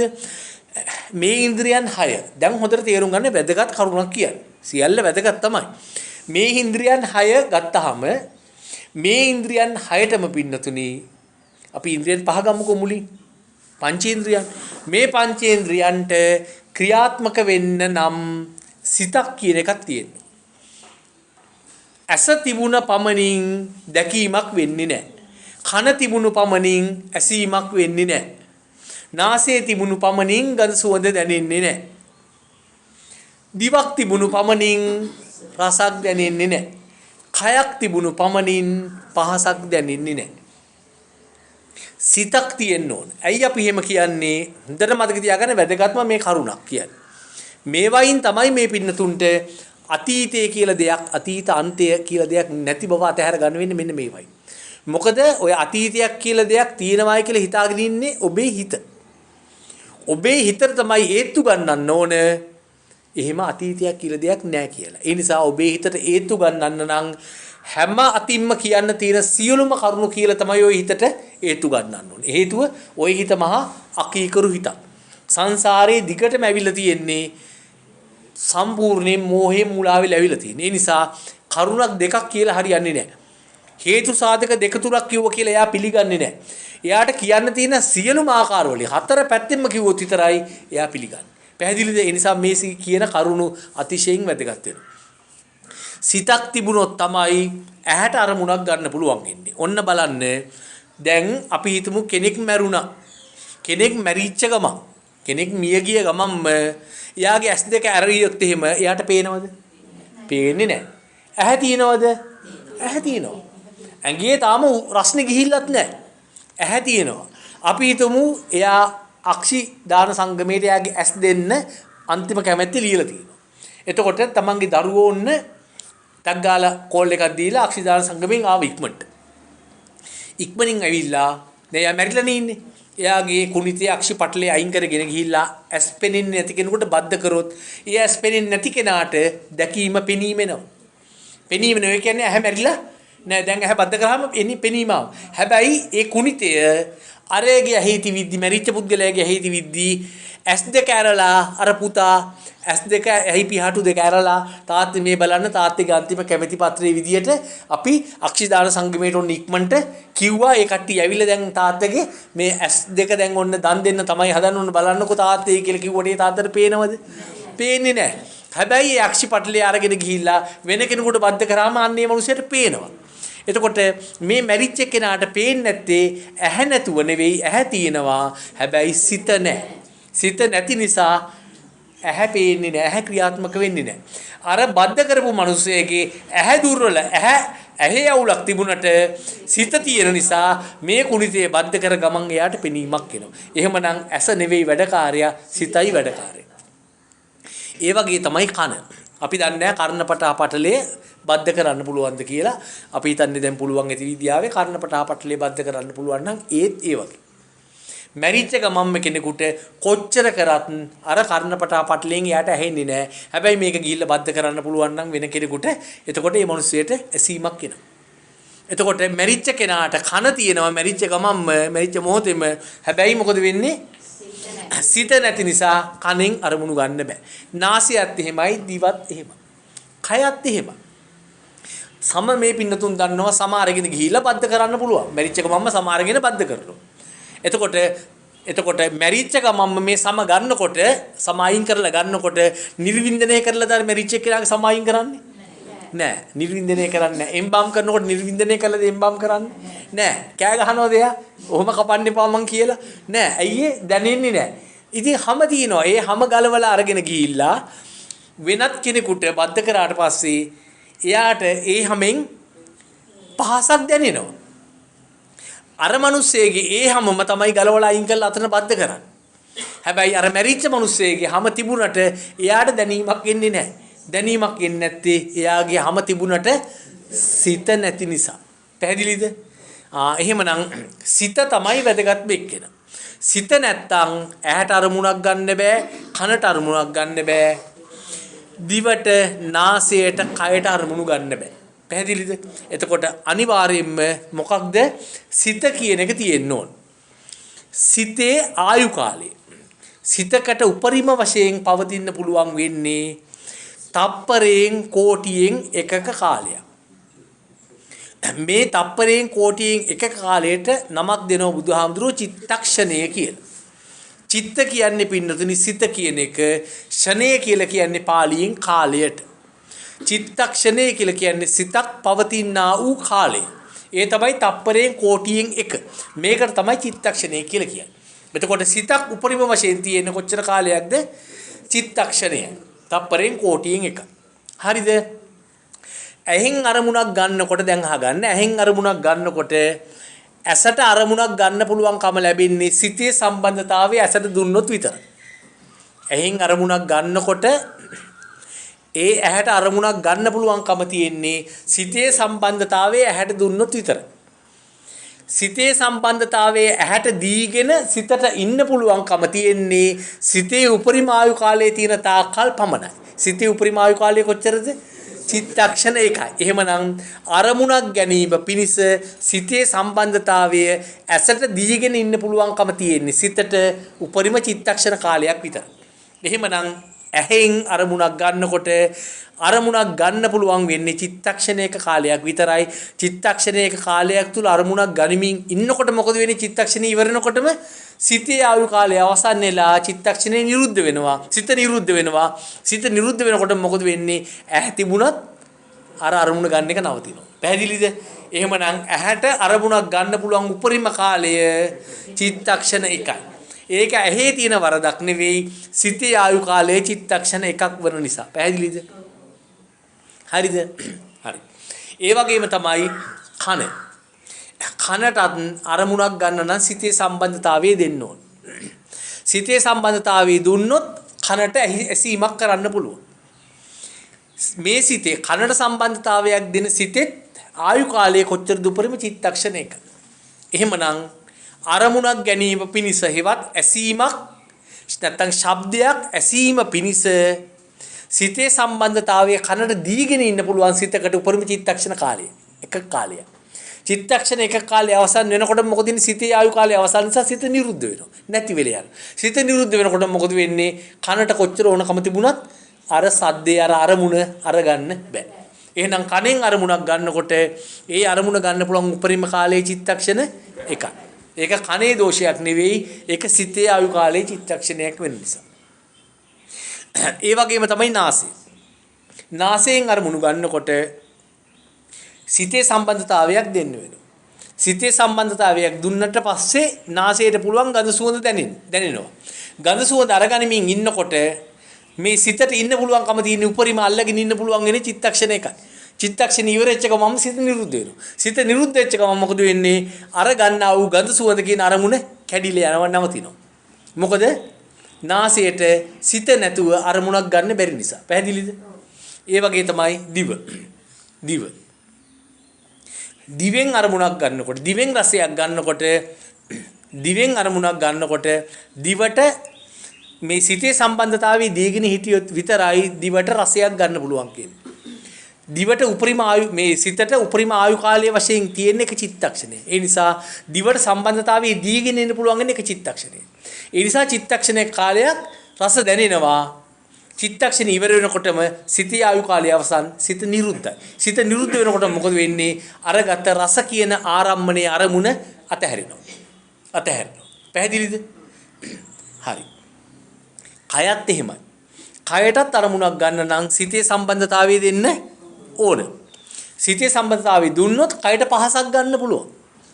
කයට පහසක් ගනිමින් ඉන්නකොට සිතට උපරිම වශයෙන් ඉන්න පුළුවන් වෙන්නේ කයත් එක්ක සම්බන්ධ වෙලා එක චිත්තක්ෂණයයි. චිත්තක්ෂණේ නිරුද්ධ වෙනකොට මොකද වෙන්නේ? අර ආපු පහස කියන ආරම්භණය, පහස කියපු අරමුණ අතහැරෙනවා ඉබේම කයට. පැහැදිලිද? නම් උපරිම වශයෙන් ඇසෙන්, කනෙන්, නාසයෙන්, දිවෙන්, කයෙන් අරමුණු ගන්න පුළුවන් වෙන්නේ එක චිත්තක්ෂණයේ කාලයක් විතරයි. ඊට පස්සේ මොකද වෙන්නේ? ආපහු සිත නිරුද්ධ වෙනවා කියලා කිව්වනේ අපි. සිත නිරුද්ධ වෙනවා කියලා කියන්නේ පින්නතුනි, ඒ සිත නැති වෙලා යනවා. ආයි හැදෙන්නේ අලුත් සිතක්. මේ නිරුද්ධ වෙලා යන සිත ඒ જાතියෙම සිතක්. නැවත සංසාරේ කවදාවත් එන්නේ නැහැ. හරිද? නිරුද්ධ වෙන එක පැහැදිලි කරන්නේ රේරුකාණී චන්දිවිමල මහානායක ස්වාමීන් වහන්සේ උදාහරණයක් දීලා තියෙනවා. ඔබ දන්නවා අකුණක් ගහනකොට ආලෝකයක් එනවා. හරිද? අකුණක් ගහනකොට වලාකුළෙන් ආලෝකයක් පයින්නව නේද? ආලෝකයක් එනවා. අන්න ඒ ආලෝකය ඊට පස්සේ කොහාටද යන්නේ? ඒ ආලෝකේ කපාට නැති වෙලා යනෝනේ. ආලෝකය ඇවිල්ලා කපාට නැති වෙනවා. ඒ ආලෝකේ ආපහු වර වලාකුළ ඇතුළට ගියාද? නැහැ. පොළොවට ගියාද? නැහැ. වතුරට ගියාද? නැහැ. ඒ ආලෝකේ කොහෙන්ද තියෙන්නේ? ඒ ආලෝකේ කොහෙවත් නැහැ. ආපහු ඊළඟ පාර අකුණක් ගහනකොට එන්නේ අර ආලෝකයේද? නැහැ. අර ආලෝකය නිරුද්ධ වෙලා ඒක ආයි කවදාවත් දකින්න ලැබෙන්නේ නැහැ. ආන්නේ වගේ තමයි සිතත්. නිරුද්ධ වෙච්ච සිතක් වරක් නිරුද්ධ වෙච්ච සිත සසර කවදාවත් හැදෙන්නේ නැහැ. පැහැදිලිද? එහෙනම් නිතරම අලුතින් චිත්තක්ෂණයට හැදෙන්නේ අලුත් සිතක්. මේ දැන් තියෙන සිත කලින් සිත නෙවෙයි. මේ දැන් තියෙන සිත කලින් සිත නෙවෙයි. හරිද? කලින් සිත නෙවෙයි මේ අලුත් සිත. ඔන්න ඔක හොඳට මතක තියාගන්න. හරිද? හැම චිත්තක්ෂණයකම තියෙන්නේ අලුත් සිතක්. එතකොට එක සිතක් නිරුද්ධ වෙනකොට ඊළඟ සිත හැදෙන්නේ සිත් දෙක අතර පරතරයක් තියන්නේ නැතුව. පරතරයක් තියන්නේ නැතුව කාල පරතරයක් නැතුව මේ සිත නිරුද්ධ වෙනකොටම මේ සිතෙන්ම තව සිතක් හැදෙනවා. හරිද? මේකටත් හොඳ උදාහරණයක් රේරුකාණේ හාමුදුරුවෝ දීලා තිනවා. අච්චුපොත් ගණනාවක් එකට ගහලා තිනවා නම් මිටියක් වගේ උඩ අතර ගහලා තිනවා නම් යට තියෙන පොතක් එකපාරට ඇද්දොත් මොකද වෙන්නේ කියලා. යට තියෙන පොතක් අදිනකොටම මොකද වෙන්නේ? උඩ තියෙන පොත එකෙල්ලෙන් පල්ලෙහාට එනවා. ඒ පොත අනිත් පල්ලෙහාට හිමින් පල්ලෙහාට යනවනේ ටක් ගාලා. නේද? අවකාශයක් පේන්නේ ඉඳ තියන්නේ නැහනේ. අර ගත්ත පොතේ අවකාශයේ තියෙන පස්සේ හිමින් එන්නේ නැහනේ පොත. නෑ ගන්නකොටම අරගෙනව නේද? ආන්නේ වගේ තමයි සිතක් නිරුද්ධ වෙනකොටම ඊළඟ සිත හැදෙනවා. ඒ සිත කලින් සිත නෙවෙයි. ඔන්නෝක කටපාඩමින් නිතර හිතේ තියෙන්න ඕන, පාර යනකොටත් තියෙන්න ඕන. මේ දැන් තියෙන්නේ කලින් සිත නෙවෙයි මේ කලුත් සිත. හරිද? කලින් සිත නෙවෙයි අලුත් සිත. කලින් සිත කියන්නේ මොකද්ද? අතීතය නෙවෙයිද? අතීතය. එහෙනම් කලින් සිත නෙවෙයි අලුත් සිතක් කියලා කියන්නේ ඔබ හිතට මොකද්ද මේ දෙන්නේ? අතීතයක් නෑ, අතීතයක් නිරුද්ධයි කියන එක මේ දෙන්න හදන්නේ ක්‍රමේ. හරිද? නිතරම කියන්න ඕන එක සිතක් තියෙන එක චිත්තක්ෂණයයි. ඒ චිත්තක්ෂණයෙන් පස්සේ සිත නිරුද්ධ වෙනවා. සිත නිරුද්ධ වෙන ඊළඟ චිත්තක්ෂණේ හැදෙන්නේ අලුත් සිතක්. ඒ අලුත් සිත කලින් සිත නෙවෙයි. මේක අලුත් එකක්. මේක මේ චිත්තක්ෂණේ නිරුද්ධ වෙලා ආයිත් අලුත් සිතක් එනවා. අර කලින් සිත් දෙකම නෙවෙයි මේක අලුත් සිතක්. පැහැදිලිද? ඕක නිතරම හිතේ තියෙන්න ඕන පාරේ ඇවිදිනකොටද හැම මොහොතකම. හරි. ඊළඟ එක. අපිට තියෙන්නේ එක හිතයි. අපිට තියෙන්නේ එක හිතයි. ඒ හිතේ ආයු කාලයේ චිත්තක්ෂණ එකයි. හරිද? එක හිතයි තියෙන්නේ. ඒ හිත තමයි එක චිත්තක්ෂණයක් ඉඳලා නිරුද්ධ වෙලා යනවා. ඊළඟ චිත්තක්ෂණේ හටගන්නේ අලුත් සිත. අලුත් සිත. අර සිතර නෑකමක් තියෙනවද? කිසිම නෑකමක් නෑ. කිසිම නෑකමක් නෑ. එහෙම නෑකම් තියනෝ කියලා හිතන්න එපා. අලුත් සිතක් හැදෙන්නේ. හරිද? right. දැන් ඊට පස්සේ අපි තවත් පොඩ්ඩක් ඉස්සරහට යමු. දැන් අපි හිතමු ඇහක් තියෙනවා. හරිද? ඇස තියෙනවා. ඇසෙන් දැන් අරමුණු ගන්න හදන්න. දැන් අපි කිව්වා ඇහෙන් අරමුණු ගන්නකොට අපිට සිත් කීයක් තියෙනවද? එකයි තියෙන්නේ. සිත් එකයි තියෙන්නේ. ඇස් කීයක් තියෙනවද? ඇස් දෙකක් තියෙනවා. දැන් ඉතින් විද්‍යාවේ දොස්තර මහතුරු කියන කතාව බලමු ඉතින් අපි. දැන් බුදුහාමුදුරුවෝ කියන්නේ එක හිතයි තියෙන්නේ. සිතේ සම්බන්ධතාවය දෙන්න වෙනව ඇහැට නැත්තම් ඔය ඇස් වලට අරමුණු ගන්න බෑ කියලා. හරිද? සිතක් ඕනේ නැත්තම් අරමුණක් ගන්න මොලෙත් එක්ක එකතු වෙලා නම් ওই වැඩේ කරන්නේ. එහෙමනේ විද්‍යාවෙන් කියන්නේ. නේද? සිතක් ඕනේ නැත්තම් මොලෙත් එක්ක එකතු වෙලා නම් ওই වැඩේ කරන්නේ. ඇස් දෙකෙන් දෙකක් දකින්න පුළුවන් වෙන්න ඕනේ. නමුත් ඇස් දෙකම ක්‍රියාත්මක වෙන්නේ ඇස් දෙකක් තිබ්බට දකින්න පුළුවන් එකයි නේද? එකයි දකින්න පුළුවන්. ඇයි එකක් දකින්න පුළුවන්? එක සිතයි තියෙන්නේ. එක සිතයි තියෙන්නේ. ඇස් දෙක පොඩ්ඩක් පැත්තකට දාමුකෝ. ඇස් දෙක පොඩ්ඩක් කිට්ටුවෙන් තියෙනවා. කන් දෙක තියෙන්නේ මේ පැත්තෙන්නේ. කන් දෙක දෙපැත්තෙන් තියෙන නම් මේ කනෙන් එකක් අහනකොට අනික් කනෙන් එකක් අහන්න පුළුවන්කම තියෙන්න ඕනේ. එහෙම පුළුවන්ද? එහෙම බෑ. ඇයි අහන්න බැරි එහෙම? සිත් දෙකක් තිබුණා නම් අනිවාර්යෙන් එහෙම අහන්න පුළුවන්. එක සිතක් එක කනකට දෙනවා, අනිත් සිත අනිත් කනකට දෙනවා. මේකෙන් එකක් අහනවා, මේකෙන් එකක් අහනවා. එක සිතක් තියෙන නිසා කන් දෙකටම අනේ අර සිත කියන විදිහට එකට වැඩ කරන්න වෙනවා. පැහැදිලිද? ඊට පස්සේ නාසයක් තියෙනවා. නාස් සිදුරු දෙකක් තියෙනවා. එකකින් එක සුවඳකුයි අනිත් එකකින් එකක සුවඳකුයි ආග්‍රහණය කරන්න පුළුවන්කම තියෙනෝනේ. එහෙම බෑ. ඇයි? එක සිතයි අපිට තියෙන්නේ. හරිද? දිවත් ඒ වගේ තමයි. දිවේ රස දැනෙන්නේ පින්නතුනි. රස දැනෙන්නේ විද්‍යාවිදි නම් කියනවා කෙලවරට අගිස්සට මෙන්න මේවා දෙපැත්තට ඇඹුල් රසයි ඇතුළට තිත්ත රසයි කී විවිධ කතා කියනවා. ඒවා සේරම බොරු. ඕවයින් නම් මේ දුකින් මිදෙන්න බෑ. විභාග පාස් වුණත් වැඩක් වෙන්නේ නැහැ.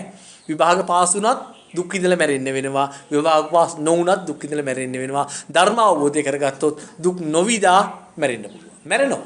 දුක් විඳින්නේ නැහැ. දුක් විඳින්නේ නැහැ. ආධ්‍යාත්මය හමු වෙන්නේ නැත්තම් බාහිරය හමු වෙන්නේ නැත්තම් අතහැර යන්න දේවල් තමන්ට හමු වෙන්නේ නැහැ. රහතන් වහන්සේලාත් පිරිනිවන් පානවා කියලා මැරිච් එක තමයි උනේ. හැබැයි රහතන් වහන්සේලා ඇඬුවේ දෙඩුවේ නැහැ පිරිනිවන් පානකොට. පැහැදිලිද? ඒ තමයි මේ ලෝකේ යථාර්ථය අවබෝධ කරගත්ත නිසා. හරිද? එතකොට දිව කියලා කියන්නේ පින්නතුනි බුදුරජාණන් වහන්සේ කියනවා දිවේ දැනෙන්නේ දිවේ මැද ප්‍රදේශයේ තියෙනවා රවුම් ස්ථානයක්. අන්න එතෙන්ට තමයි මේ රස දැනෙන්නේ කියලා කියනවා. එතෙන්ට තමයි රස දැනෙන්නේ කියලා කියනවා. හරිද? එතෙන්ට තමයි රස දැනෙන්නේ. එතකොට එතන සැලකිය යුතු විශාල ප්‍රදේශයක්. එතකොට එතන සැලකිය යුතු විශාල ප්‍රදේශයක් නම් ඒක එක තැනකට තිත්ත රහයි, එක තැනකට පැණි රහයි, එක තැනකට ඇඹුල් රහයි, තව තැනකට කහට රහයි එහෙම දැනෙන්න පුළුවන්කම තියෙන්න ඕන හරිනා විද්‍යාව කියන විදිහට. හැබැයි එහෙම දැනෙන්න බෑ මොකද දිවට අරමුණක් ගන්න සිතේ සම්බන්ධතාවයේ තියෙන්න ඕන එක සිතයි තියෙන්නේ. ඒ නිසා දිවේ ලොකු ප්‍රදේශයක් තිබුණත් රස දැනෙන එක ලක්ෂකින් විතරයි එන්නේ සිතේ සම්බන්ධතාවයේ දෙන්නේ කුමන තැනකටද එතන තියෙන දේ විතරයි දිවට දැනෙන්නේ. පැහැදිලිද? හරි. තව හොඳ උදාහරණයකට යන් අපි කයට. කය තියෙනවා ලොකුවට පැතිරිලා අපි. කය ලොකුවට පැතිරිලා තිබුණට ඔබ දන්නවද? කය ලොකුවට පැතිරිලා තිබුණට මේ කයටත් අරමුණු ගන්න නම් පහසක් දැනෙන්න නම් සිතේ සම්බන්ධතාවයේ තියෙන්න ඕන. සිත් කීයක් තියෙනවද අපිට? සිත් එකයි තියෙන්නේ. සිත් එකක් විතරක් තියෙන නිසා කය මෙච්චර ලොකුවට පැතිරිලා තිබුණට අපේ කයේ එක ස්ථානයකින් විතරයි එක අවස්ථාවක අරමුණු ගන්න පුළුවන් පහස දැනෙන්නේ එක තැනකින් විතරයි. හරිද? පහස දැනෙන්නේ එක තැනකින් විතරයි සිතේ සම්බන්ධතාවයේ දෙන තැනට විතරයි. හරිද? එතකොට ඔන්න අපි බලමු උදාහරණයක්. හොඳ උදාහරණයක් තමයි දැන් ලේ ගන්න යනවා ස්පිරිතාලෙට. ලේ ගන්න ස්පිරිතාලෙට ගියාට පස්සේ ඔන්න දැන් අත දෙනවා මෙහෙම කළා නර්ස් නෝනට ලේ ගන්න කියලා. අත දුන්නට පස්සේ දැන් මෙතන උඩින් ඔන්න නර්ස් නෝන පොඩ්ඩක් තද කරලා පොඩි මේකක් දානවා. හරිද? දැම්මට අපිට ඒක හරියන්නේ නැහැ. ඒක මදි අපිට. අපි මොකද කරන්නේ? අපේ බාහුව තද කරලා අල්ලනවා ඊට වඩා. හරිද? තද කරලා අල්ලනවා. එතකොට මතක තියාගන්න සිතේ සම්බන්ධතාවය දෙන්නේ ප්‍රබල අරමුණටයි සිතේ සම්බන්ධතාවය දෙන්නේ. අරමුණු දෙකක් එනවා නම් අරමුණු දෙකක් එන මොහොතේදී සිතේ සම්බන්ධතාවය දෙන්නේ අරමුණේ තීව්‍රතාවය වැඩි එකට. අරමුණ ප්‍රබල එකට තමයි සිතේ සම්බන්ධතාවය දෙන්නේ. හරිද? දැන් දොස්තර මේ නර්ස් නෝනා ඉන්ජෙක්ෂන් කට්ටෙන් අපේ අත සිදුරු කරන්නයි හදන්නේ. ඔය වේදනාව අපිට විඳ ගන්න අමාරු නිසා අපි මොකද කරන්නේ? ඊට උඩින් අත තද කරලා අල්ලනවා පුළුවන් තරම්. තද කරලා ඇල්ලුවා මොකද වෙන්නේ? අර අතනින් එන ඒ කියන්නේ ඉන්ජෙක්ෂන් කටුවෙන් එන ඒ අරමුණේ ප්‍රබලතාවයට වඩා අපි මෙතන තද කරනවා ඊට වඩා හයියි. සිතේ එතකොට සම්බන්ධතාවය දෙන්නේ මෙතෙන් අපි තද කරන එකට දෙන්නේ. තද කරන එක අපි තද කරන එක එතකොට දැනෙන්නේ. ඊට පස්සේ ලේ ටික අරගෙන ඉවරනාට පස්සේ අපි කියන්නේ මොකද්ද? බලන්නකෝ නර්ස් නෝනගේ අත්ගුණේ දැනුනේවත් නැහනේ. හැබැයි අපි තද කරා ඊට වඩා හයියෙන් ඒක අපි විසින් ඇති කරගත්ත රිදීමක් නිසා ඒක අපිට සපයි වෙන කෙනෙක් ඉන්ජෙක්ෂන් කට්ටකින් විදිනවට වඩා. අරක අපිට ගානක් නැහැ. අන්න ඒක දැනුණා. ඒක දැනෙනකොට අරක දැනෙන්නේ නැහැ. හරිද? පැහැදිලිද?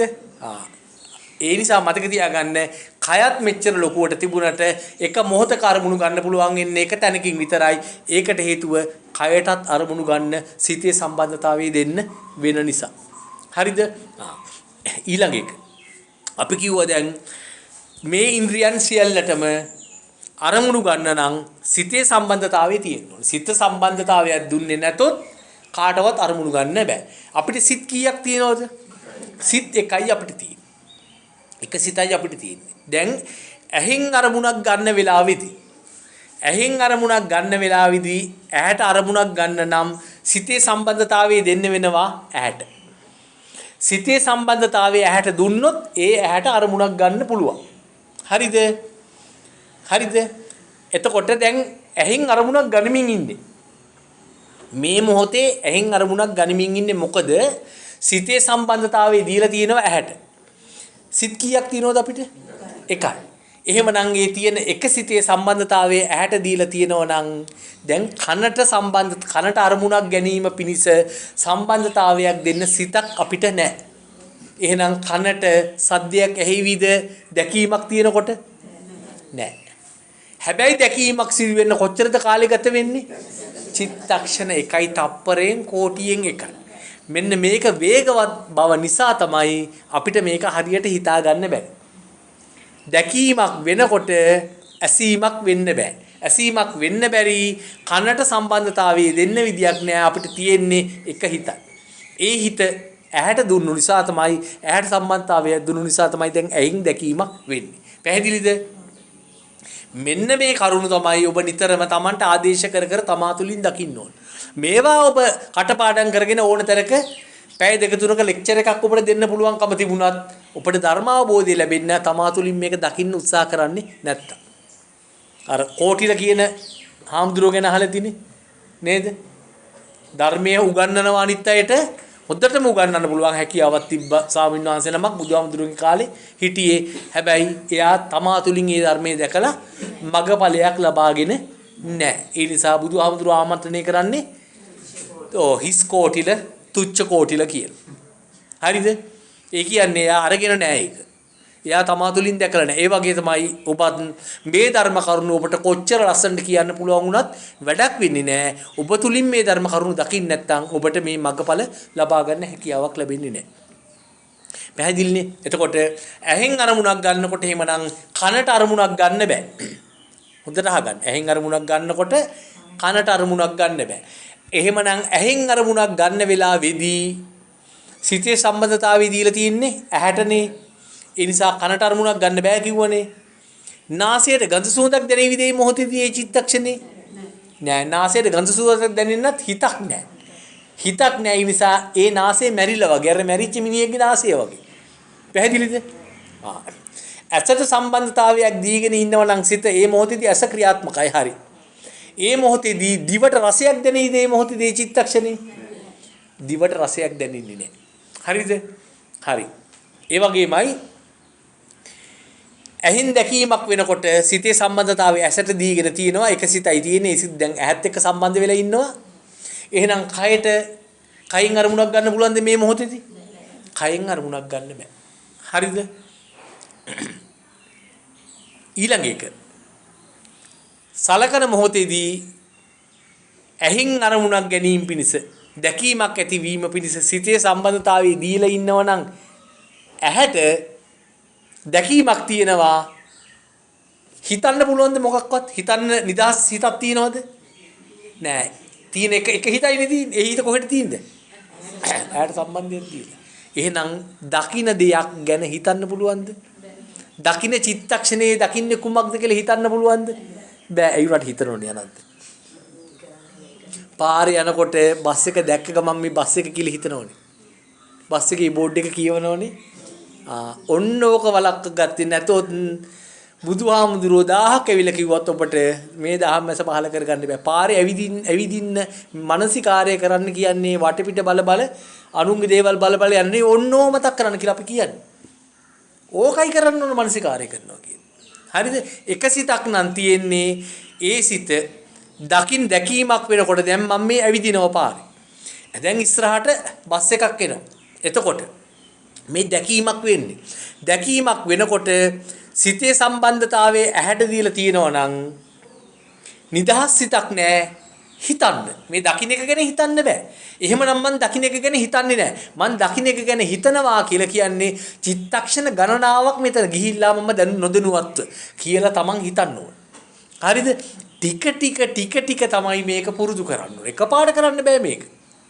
අපි දන්නේ ටික කරන්න තව කාලේ ඉතුරුද කියලා. ඒක තමන් තමයි තීරණය කරන්න මෙච්චර කල් කරේ නැත්තම්. හරිද? ඒ නිසා කමක් නෑ තවත් කාලේ ඉතුරුලා තියනවා කියලා හිතලා ඉක්මන් කරලා අප්‍රමාදීව මේ වැඩේ කරන්න ඕන. හරි. එතකොට දැකීමක් වෙනකොට එහෙමනම් දකින්න එක ගැන හිතන්න බෑ. හරිද?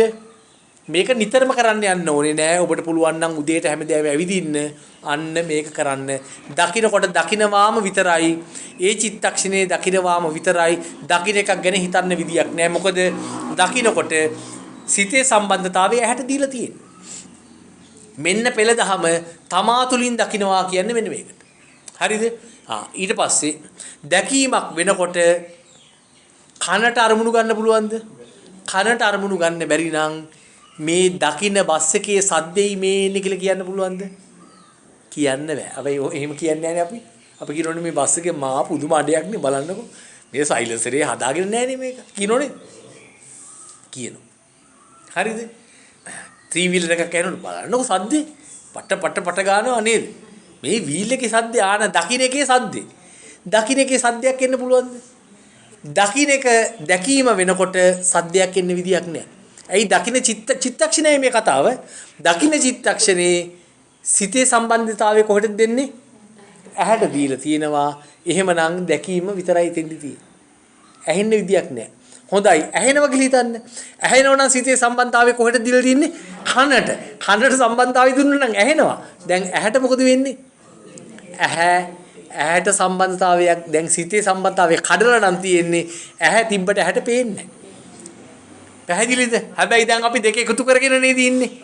දෙක එකතු කරන්නේ චිත්තක්ෂණ කීපයක් එකතු කරන්නේ ඕන්න ඕකට තමයි උපාදානය කියන්නේ. පංච උපාදානස්කන්ධය ඇතිවීමක් නැතිවීමක් දන්නවද දකින්නවද එපමණකින් සෝතාපන්නයි කියන ඔන්න පංච උපාදානස්කන්ධය කියන එකේ එක සරල වචනයක් කිව්ව අපි උපාදානය කියන්නේ ඔන්න ඕකට. මේ දකින්න වාහනේ සද්ද තමයි මේ ඇහෙන්නේ කියලා හිතුවොත් උපාදාන කරනවා. හරිද? මේ දකින්න කාකගේ සද්ද තමයි මේ එන්නේ කියලා හිතුවොත් උපාදාන කරනවා. මතක තියාගන්න පින්නතුනි උපාදාන නොකර හිටපු එක චිත්තක්ෂණයක් මේ සංසාරේ ඔබගේ නැහැ. ඔබ එක මොහොතක් උපාදානෙ නොකර ඉන්න හැකියාව ලබාගත්තා නම් ඔබ සෝතාපන්න වෙලා.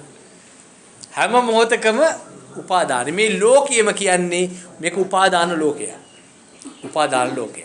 හරි. එතකොට දැන් එහෙමනම් දකින්න දෙයක සද්දයක් ඉන්න විදියක් නැහැ.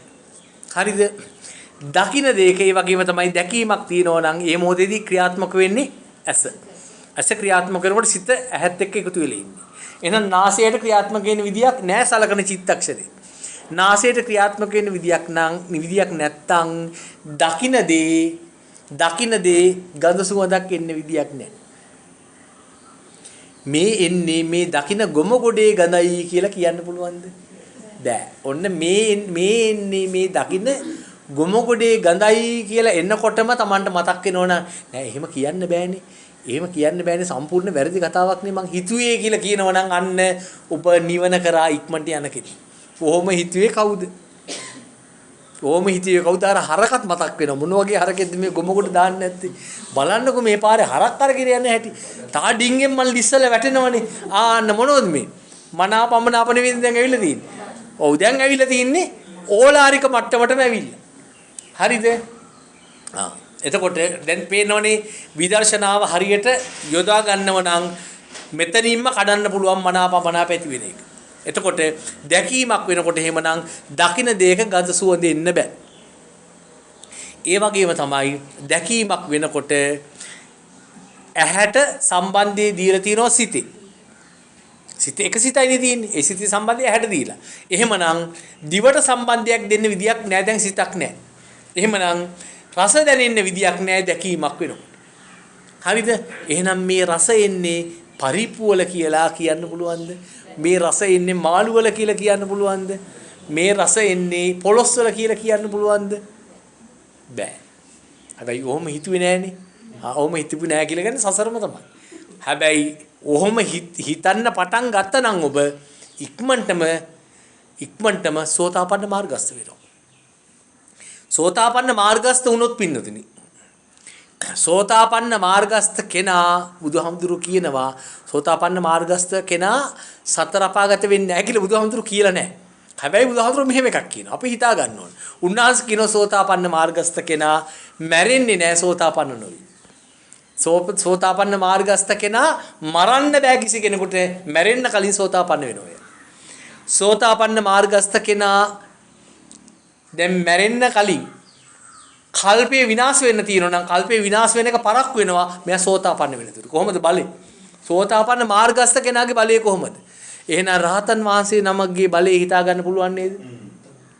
තේරෙනවද මොන තරම්ද කියලා? ඒ කියන්නේ මේ ආර්ය ධහම ආර්ය සත්‍ය මේක දැකගෙන ඔබට යම් කිසි ඔබ ප්‍රාර්ථනාවක් කරොත් ඒ ප්‍රාර්ථනාව ඉෂ්ට වෙනවාමයි. මොකද සෝතාපන්න මාර්ගස්ත කෙනෙක් සෝතාපන්න ඵලයටපත් වෙන්න කලින් කල්පේ විනාශෙන් තිබුණොත් ඒක ප්‍රමාද වෙනවා. කල්පස්තිතිකයි කියලා කියන්නේ. කල්ප විනාශය වෙනස් කරන්න පුළුවන් යාට.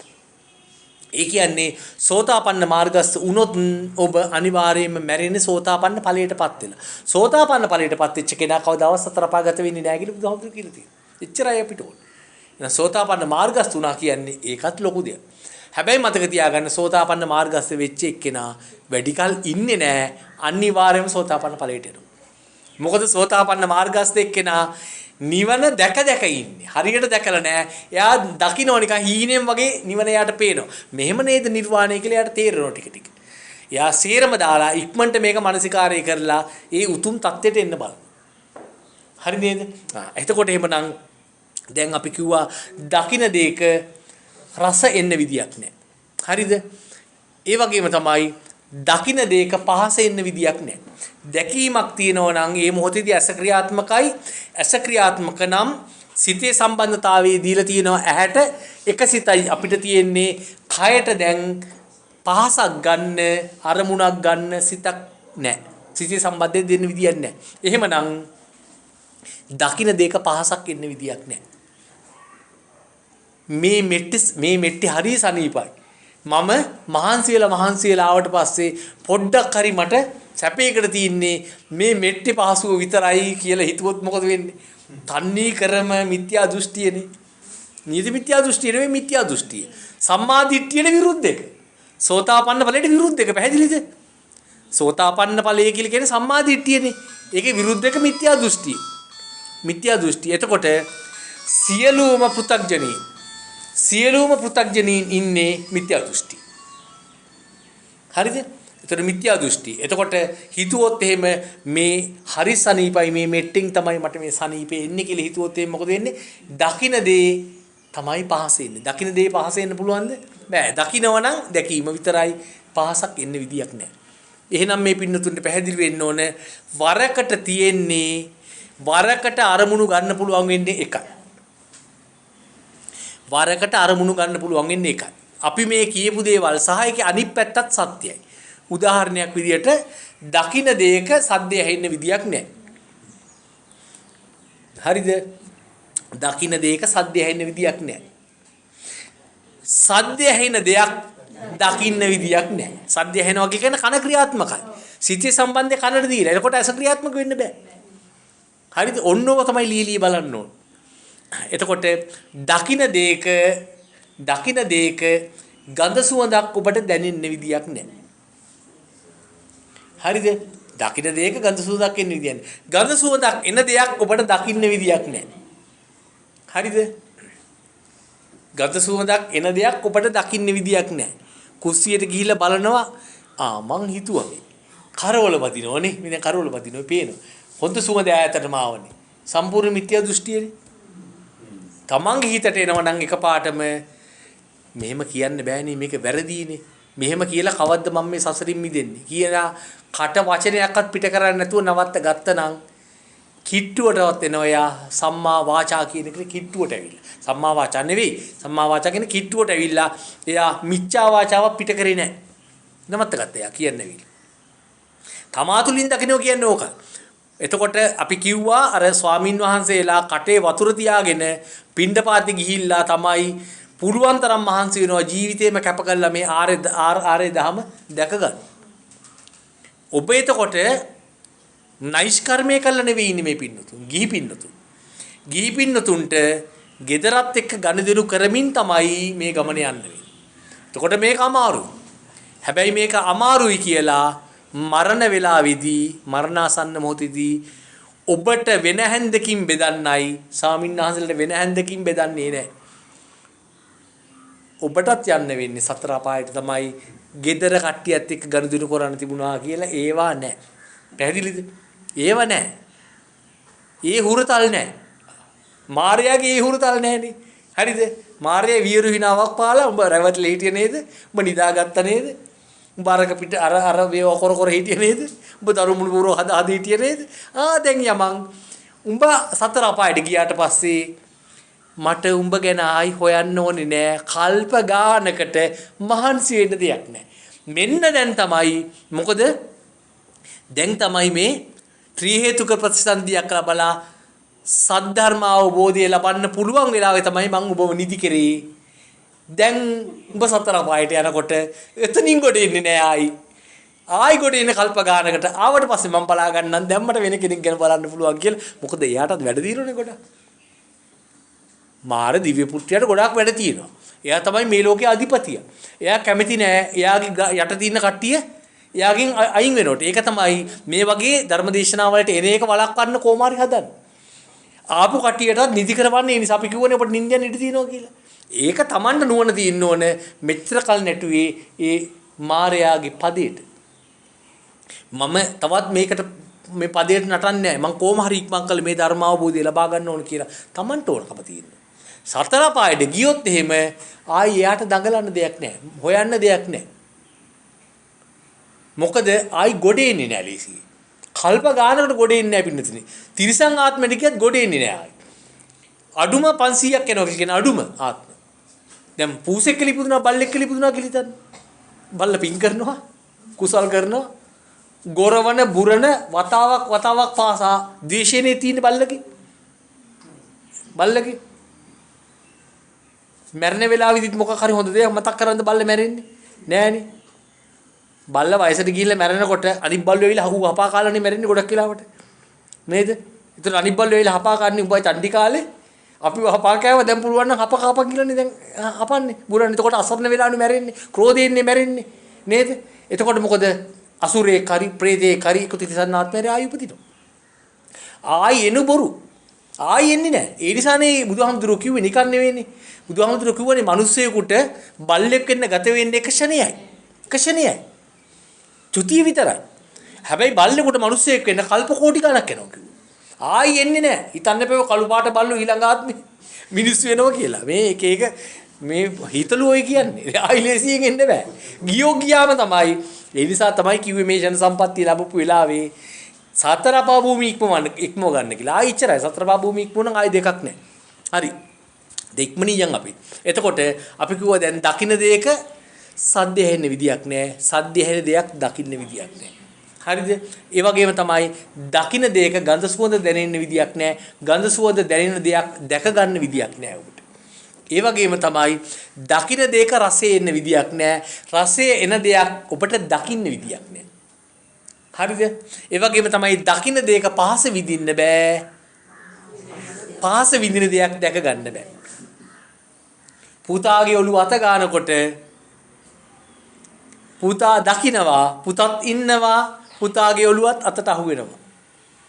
දකින්න දෙයක පහස දැනෙනවා. ඒක වෙන්න පුළුවන්ද? ඒක වෙන්න බෑ. හැබැයි දකින්න දෙයක පහස දැනෙනවා කියලා හිතාගෙන ඉන්න වෙලාවක මරුණොත් මොකද වෙන්නේ? මගේ පුතාගේ අත තමයි මම මේ අල්ලගෙන ඉන්නේ කියලා හිතපු වෙලාවක චුතියිනොත් කෙලින් සතර පායි. හැබැයි ඔබ දක්ෂ වුණොත් මේ දහම දාලා ගලපලා බලන්න නෑ දකින්න දෙයක පහසක් දැනෙන්න විදියක් නෑ. පහස දැනෙන වෙලාවට දැකීමක් තියෙන විදියක් නෑ කියලා හිතුවොත් අන්න ඔබ සතර පායින් බේරෙනවා. ඒ කියන්නේ ඔබ සෝතාපන්න ඵලයටපත් වෙනවා. පැහැදිලිද? හැබැයි මරණාසන්න මොහොතේදී ඔය දේ කරන්න බෑ ඔබට. ඉස්සරහට එනවා කවුද? ආසන්න කර්ම එනවා ඉස්සරහට. මොකද ඔබට කරු කර්මයක් නැති නිසා. ඔබ හැබැයි සෝතාපන්න ඵලයටපත් වෙලා තිබුණොත් සෝතාපන්න ඵලය අපි කිව්වා මග ඵලය ගරුක කර්මයක් විදිහට එනවා කුසල පක්ෂේ. අපි කියවනේ ගරුක කර්ම දෙකක් තියෙනවා කියලා. සමතේන් නම් මොකද්ද? ධාන. ඊට පස්සේ විදර්ශනාවෙන් නම් අපි කිව්වේ මාර්ගඵලය. මාර්ගඵලය ලැබලා තියෙනවා නම් කවුරු කෑග ගහඬ හිටියත් අන්තිම මොහොතේදී ඒව ඇහින්නේ නැහැ ඔබට මතු තියාගන්න. ආසන්න කර්මයේ සියරම එලවනවා. කවුද? ගරුක කර්මය එනවා. ගරුක කර්මය ඇවිල්ලා ඔබව ආරක්ෂා කරනවා. ඒක තමයි කිව්වේ මොකක්ද? සංසාබිගං කේවල මෝහනාසං සන්නාහ කං මාර රණේ විශේෂං කියලා. මාර යුද්ධයේදී ඔබ ආරක්ෂා කරන යුද ඇඳුම වෙනවා මේ ගරුක කර්මයේ සද්ධර්මයේ. ධර්ම අවබෝධය ලබාගෙන තිබුණා. හරිද? එතකොට දැන් ඒ කතාවත් අපි කියමු කතා ටික අද කියලා දෙමම ඉවරයි නේද? මොකද ඊළඟ දවසේ අපිට කතා නැහැ එතකොට. එතකොට හොඳට මොකද කරන්න පුළුවන්? නිදා ගන්න පුළුවන්. නේද? කතා අහන වෙලාවට තමයි නැගිටලා ඉන්නේ. අනිත් වෙලාවට නිදි. දැන් ඊළඟ දවසේ ඉඳලා කතා ටික සේරම ඉවර කළා මේ අභිධර්මයේම කියලා දෙන්න ගත්තට පස්සේ හොඳට නිදා ගන්න පුළුවන් නේ. හරි. එතකොට දැන් බුදුරජාණන් වහන්සේගේ කාලේ ජීවමාන කාලේ හිටියා බුදුරජාණන් වහන්සේගෙන් පස්සේ කියන්නේ සිද්ධාර්ථ කුමාරයා රජකම ගත්තේ නැහනේ. රජකම අතෑරියනේ. ඊට පස්සේ රජකමට හිටියේ කවුද? රාහුල කුමාරයානේ. රාහුල කුමාරයාට දායාදී දුන්නනේ. දායාදී දුන්න රාහුල කුමාරයාත් කොහොම හරි නිවන් දැක්කුවනේ.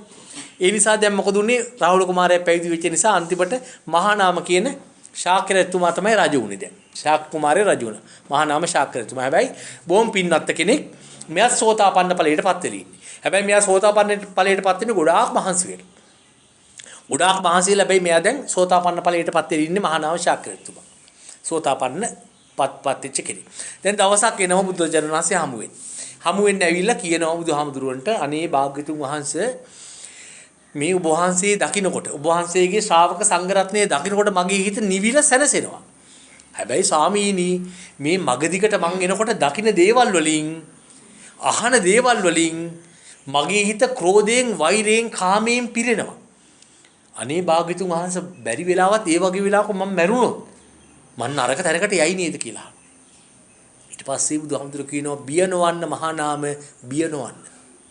කියලා උදාහරණයක් කියනවා මහානාම ශාක්‍රතුන්. මෙයා සෝතාපන්න වෙලා ඉන්න කෙනෙක්. ඒක සෝතාපන්න වෙච්ච කෙනාට සිත පිහිටවන්න පුළුවන්කම තියෙන්නේ එයා වීරිය අරගෙන සිත පිහිටවනකොට තමයි අර අතීත අනාගත අන්ත අතහැරෙන්නේ. හරිද?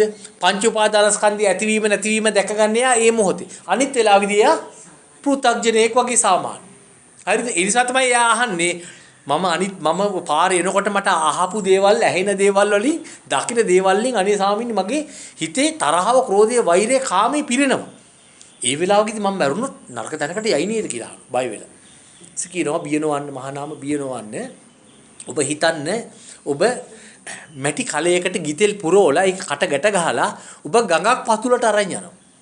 මැටි කලයක ගිතෙල් පුරවලා ඒක කට ගැට ගහලා අරන් යනවා ගඟ පතුලට ඔබ. ගඟ පතුලට ගිහිල්ලා ගඟ පතුලේ මේ මැටි කලයේ තැම්පත් කළා ඔබ පොල්ලක් අරගෙන ගඟ පතුලේදී මේ මැටි කලයේ කුඩු කරනවා. මොකද වෙන්නේ මහානාම කියලා අහනවා.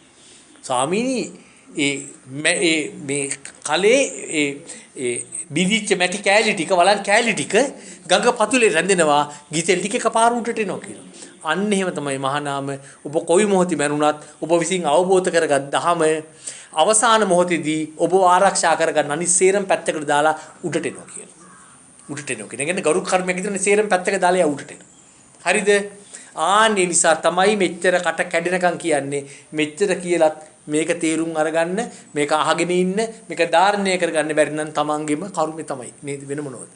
හරිද? ඒ නිසා හරියට අහගෙන ඉන්න දැන් අපි කිව්ව කරුණු කීපයක් දැන් දැකීමක් තියෙනවා නම් අපි කියනවා දකින්න දෙයක්ක සද්දයක් ඇහෙන්න විදියක් නැහැ. සද්දයක් ඇහෙන දෙයක් දකින්න විදියක් නැහැ. මෙන්න මේව තමයි දැන් තව මාසෙකින් ඊළඟ ධර්මදේශනේ තියෙන්නේ. හරිද? ඔන්න අතර කාලෙදී ඔන්න කරන්න තියෙන දේවල්. මොනවද දැන් දෙන්නේ අර මොනවද දෙන්නේ ඉස්කෝලේ ළමයින්ට දෙන්නේ මොනවද ඉස්කෝලේ ගුරුවරු? හෝම්වර්ක් දෙන්නේ හෝම්වර්ක් තමයි මේ. හරි. ඊළඟ එක තමයි දැකීමක් තියෙනවා නම් දකින්න දෙයක ගඳ සුව දෙන්න බෑ. එතකොට ගඳ සුව දෙන දෙයක් දකින්න බෑ. හරිද? අඩු ගානේ දවසකට පැයක්. උදේ ඇවිදින්න ගිහිල්ලා දවසකට පැයක් වෙලාවක් අරගෙන දැන් රාජකාරී කටයුතු වලට යන අය නම් වෙනම ගන්න ඕනේ නැහැ. ආයි මොනවත් නැහැ බිම බලාගෙන ඔෆිස් එකට තමන්ගේ රාජකාරී ස්ථානෙට යනකොට බිම බලාගෙන ඕක මෙනෙහි කරගෙන ගියා නම් එනකොට මේ මෙනෙහි කරන් ආව නම් එච්චරයි. හරිද? වෙනම ඕකට ඇවිදින්න ඕනේ නැහැ රවුම් ගහන්න ඕනේ නැහැ වෙනම. අර ඇති. හරි. ඊට පස්සේ දකින්න දෙයක එතකොට ගඳ සුව දෙන්න විදියක් නැහැ. ගඳ සුව දෙන දෙයක් දකින්න විදියක් නැහැ. දකින්න දෙයක රස දැනෙන්න විදියක් නැහැ. බත් පිඟාන කනකොට ඔන්න මෙනෙහි කරන්න. විනාඩි 5යි වැඩි එපා. මෙහෙම මෙනෙහි කරනකොට රස දැනෙන්නේ නැහැ. මතක තියාගන්න. කෑව නොකෑව වගේ. ඒ නිසා අපරාධනේ නේද? ඒ නිසා අපරාධ වගේ නේද? අමාරුවෙන් උයිපු එකනේ. ඒ නිසා විනාඩි 5ක් මුලින් මෙනෙහි කරන්න. මෙනෙහි කරලා ඒ රස Tamanට දැනෙනකොට Taman මේක විනාඩි 10ක් කරගන්න.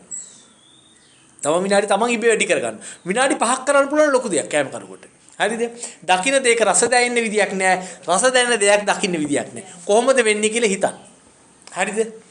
ඊළඟ එක තමයි දකින්න දෙයක පහස දැනෙන්න විදියක් නැහැ. පහස දැනෙන දෙයක් දැක ගන්න විදියක් නැහැ. මහන්සි වෙලා ඇඳට වැටිච්ච ගමන් හිතන්න එපා. මේ ඇඳේ මේ මෙට්ටි පුදුම සනීපයි කියලා හිතන්න එපා. එහෙම හිතිච්ච ගමන් හිතන්න නෑ ඒක වැරදීනේ. දැකීමක් තියෙනවා නම් දැනීමක් තියෙන්න බෑ. දැනීමක් තියෙනවා නම් දැකීමක් තියෙන විදියක් නෑ. ওই දෙක හිතන්න. හරිද? වැදගත් මේකට දැන් එනවා. වැදගත් මේක මොකද්ද? දැකීමක් තියෙනවා නම් සිතේ සම්බන්ධතාවය ඇහැට දීලානේ තියෙන්නේ. එහෙමනම් දකින්න දෙයක් ගැන හිතන්න සිතක් නෑ. හරිද? දකින්නකොට මොකක් හරි දෙයක් ගැන මේ දකින්නේ ගහක්. මේ දකින්නේ මිනිහෙක්. මේ දකින්නේ කාර් එකක්. මේ දකින්නේ බල්ලෙක්. මේ දකින්නේ හරකෙක්. මේ දකින්නේ ත්‍රිවිලරයක් කියලා හිතනකොටම ඔබට මගේ රාජකාරියට යන ගම. නෑ එහෙම හිතන්න බෑ. දකින්න එකක් දකින්නවාම විතරයි. දකින්න එකක් ගැන හිතන්න සිතක් නෑනේ. ආන්න එහෙම හිතනවා නම් මොකද්ද? ඔකට කියනවා මොකද්ද? ප්‍රයෝග මනසිකාරය කියන්නේ. ප්‍රයෝග මනසිකාරය කියන්නේ ඔකට. මුලින් ඕන වෙන්නේ ප්‍රයෝග මනසිකාරය. ප්‍රයෝග මනසිකාරය ගැන ඉදිරියේදී තව ගොඩාක් විස්තර කරනවා. හරිද?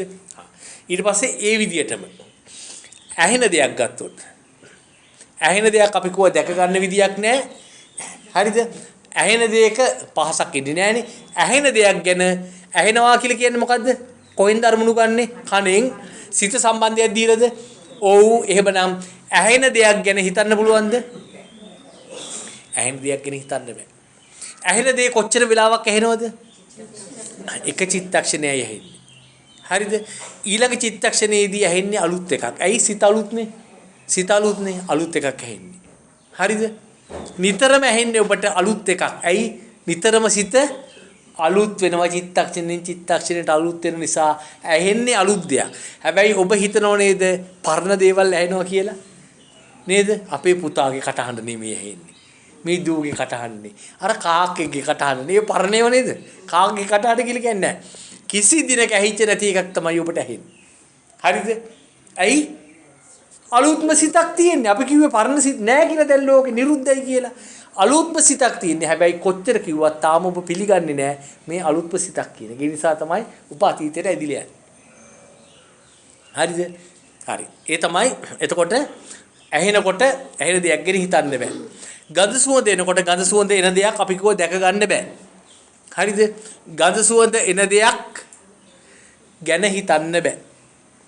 ඒ වගේම තමයි රසයක් එනකොට රසයක් එන දෙයක් රසයක් එන්නේ මේකින් කියලා දැක ගන්න බෑ. මේ රසය ගැන රසයක් දැනෙනකොට හිතන්න බෑ. මොකක්වත් හිතන්න බෑ. හරිද? ඒ වගේම තමයි පහසක් දැනෙනකොට පහස දැනෙන්නේ මෙන්න මෙයින් කියලා මෙන්න මේකේ තමයි මේකේ පහසයි දැනෙන්නේ කියලා කියන්න බෑ. ඒ වගේම තමයි ඒකට පහසක් දැනෙනකොට පහස විතරයි ඒ පහස කුමක්ද කියලා හිතන්න සිතක් නැහැ. හරිද? දැනෙනවා විතරයි. පැහැදිලිද? දැනෙනවා විතරයි මේක ටිකක් පුරුදු කරන්න ඕන වැඩ අමාරුවෙන් කරන්න. එතකොට නිතරම තියෙන්නේ එහෙමනම් ඇස කන නාසය දිව කය මන කියන ඉන්ද්‍රියන් 6 ගත්තොත් ඉන්ද්‍රියන් 6න් අරමුණු ගන්නකොට නිතරම අරමුණු ගන්න පුළුවන් ඉන්නේ එක ඉන්ද්‍රියකට විතරයි. මොකක්ද හේතුව? එක සිතයි තියෙන්නේ. අරමුණු ගන්න පුළුවන් කාලය කොච්චරද උපරිම? චිත්තක්ෂණයක. ඊළඟ චිත්තක්ෂණේ ගන්නේ අලුත් අරමුණක්. අලුත් අරමුණක්. ඇයිස්ත අලුත් වෙනවා. පැහැදිලිද? එතකොට එක සිත එක අරමුණයි නිතරම ගන්න පුළුවන්. තව අපි උදාහරණයක් කියන්නම්. එක අරමුණයි නිතරම ගන්න පුළුවන් කියන එක පෙන්නන්න. හරිද? අපි කිව්වා සිතේ සම්බන්ධතාවය දෙන්නේ ආරම්මන ප්‍රබලතාවයේ වැඩි නම්. අරමුණේ ප්‍රබලතාවය වැඩි නම් සිතේ සම්බන්ධතාවය එතෙන්ට දෙනවා. මතකද අපි කිව්වා ලේ ගන්න කතාව? ඒ වගේ තව උදාහරණයක් කියමුකෝ අපි. අපි හිතමු ඔබ ගේ ඇතුලේ හදිස්සියකට දුවගෙන යනවා. හදිස්සි වැඩකට ගේ ඇතුලේ දුවගෙන යනවා. හරිද? දැන් ගේ ඇතුලේ දුවගෙන යනකොට ඔබට පාර පේනෝනේ ගේ ඇතුලේ. ඒ කියන්නේ ඇහෙන්නේ අරමුණු ගන්නෙ. ඇහෙන් අරමුණු ගන්නවා කියන්නේ සිතේ සම්බන්ධතාවය කාටද දීලා තියෙන්නේ? ඇහැට දීලා තියෙනවා. සිතේ සම්බන්ධතාවය ඇහැට දීලා තියෙනවා. දැන් ඔබ වේගයෙන් දුවගෙන යනකොට ඔබේ මේ වැලමිට වදිනවා උළුවස්සේ කෙලවරක. ඔබේ මේ වැලමිට වදිනවා උළුවස්සර ගැට්ටේ කෝඩරකේ වදිනවා වේගي. වැදිච්ච ගමන් පුදුම වේදනාවක් ඔබට එනවා. හරිද? පුදුම වේදනාවක් එනකොට දැන් අර දැකීම කියන ආරම්මණයට වඩා දැනෙන ආරම්මණයේ ප්‍රබලතාවය වැඩි. එතකොට මොකද වෙන්නේ? සිතේ සම්බන්ධතාවය මෙච්චරලා දීගෙන හිටියේ ඇහැටනේ. ඇහි සම්බන්ධතාවය කඩලා දෙනව සිතේ සම්බන්ධතාවය කොතෙන්ද? කයට. කයට දෙනකොට මොකද වෙන්නේ? ඇසේ සම්බන්ධතාවය නැති වෙනවා, නිලංකාර වෙලා ගිහිල්ලා තමන් කලන්ති වුණා කියලා කියනවා. හරිද පැහැදිලිද? නිලංකාර වෙනවා කියන්නේ නොපෙනී ගියා මොකක්වත් මං කලන්ති වුණා කියලා කියන්නේ. ඒ මොකද ඇස් අරන්නේද කලන්ති වෙන්නේ? ඔව් මොකද සිතේ සම්බන්ධතාවය කැඩුවා කඩලා අරමුණ වැඩි මොකටද කයට දුන්නද? එතකොට වේදනාව එනවා, වේදනාව දැනෙනවා, දැකපු දෙයක් නෑ තමන්ට කලන්ති වෙනවා. දැන් පැහැදිලිද? විද්‍යාව යෝ නෑ නේද? අවිද්‍යාව යෝ මොනවක් කියලා නෑ. විද්‍යාව කියන්නේ සම්පූර්ණ අවිද්‍යාවට. අපි විද්‍යාව තමයි ඉගෙන ගන්න. හරිද? නමුත් අපි දන්නවා විද්‍යාව දැන් අවිද්‍යාව බව. බුදුහාමුදුරුවන්ගේ විද්‍යාව. ඒ කියන්නේ අවිද්‍යාව රහිත තත්ත්වය තමයි විද්‍යාව කියලා කියන්නේ. හරි. එහෙමනම් මෙන්න මේ ටික අපි දැන් කිව්වා කරුණු ප්‍රමාණවත්. අපි එහෙමනම් දැන් ධර්මදේශනයේ සැලකිය යුතු කාලයක් පැය දෙකකට කිට්ටු වෙන්න අපි දැන් කරා. මීට කලින් අපි ඒ වගේම කරා. ඒ කියන්නේ පැය 6කට 6මාරකට වගේ ආසන්න කාලයක් මේ අද බක්පුර පසළොස්වක පොහොය දවසේ මේ ධර්මදේශනය කරා. ඒ වගේම මේ පින්නතුන් ධර්මය ශ්‍රවණය කර. එතකොට ධර්මයේ කියලා කියන්නේ පින්නතුනි ඒක තමයි ඉහළම දානෙ. මොකක්ද? සබ්බ දානං ධම්ම දානං ජිනාත. හිතන්න එපා ධර්ම දානය කියන එකේ පින. ධර්මය දේශනා කිරීම, ධර්මයේ ශ්‍රවණය කිරීම, ධර්ම දේශනේ සඳහා ආරාධනා කිරීම, ධර්ම දේශනා කිරීම සඳහා අවශ්‍ය ආසන පිළියෙල කිරීම සියල්ලම ධර්ම දානයට අයිති. ධර්ම දානය කියන එක බුදුහාමුදුරුවෝ පෙන්නලා තිනවා ධර්ම දානය කොච්චර උතුම්ද කියලා.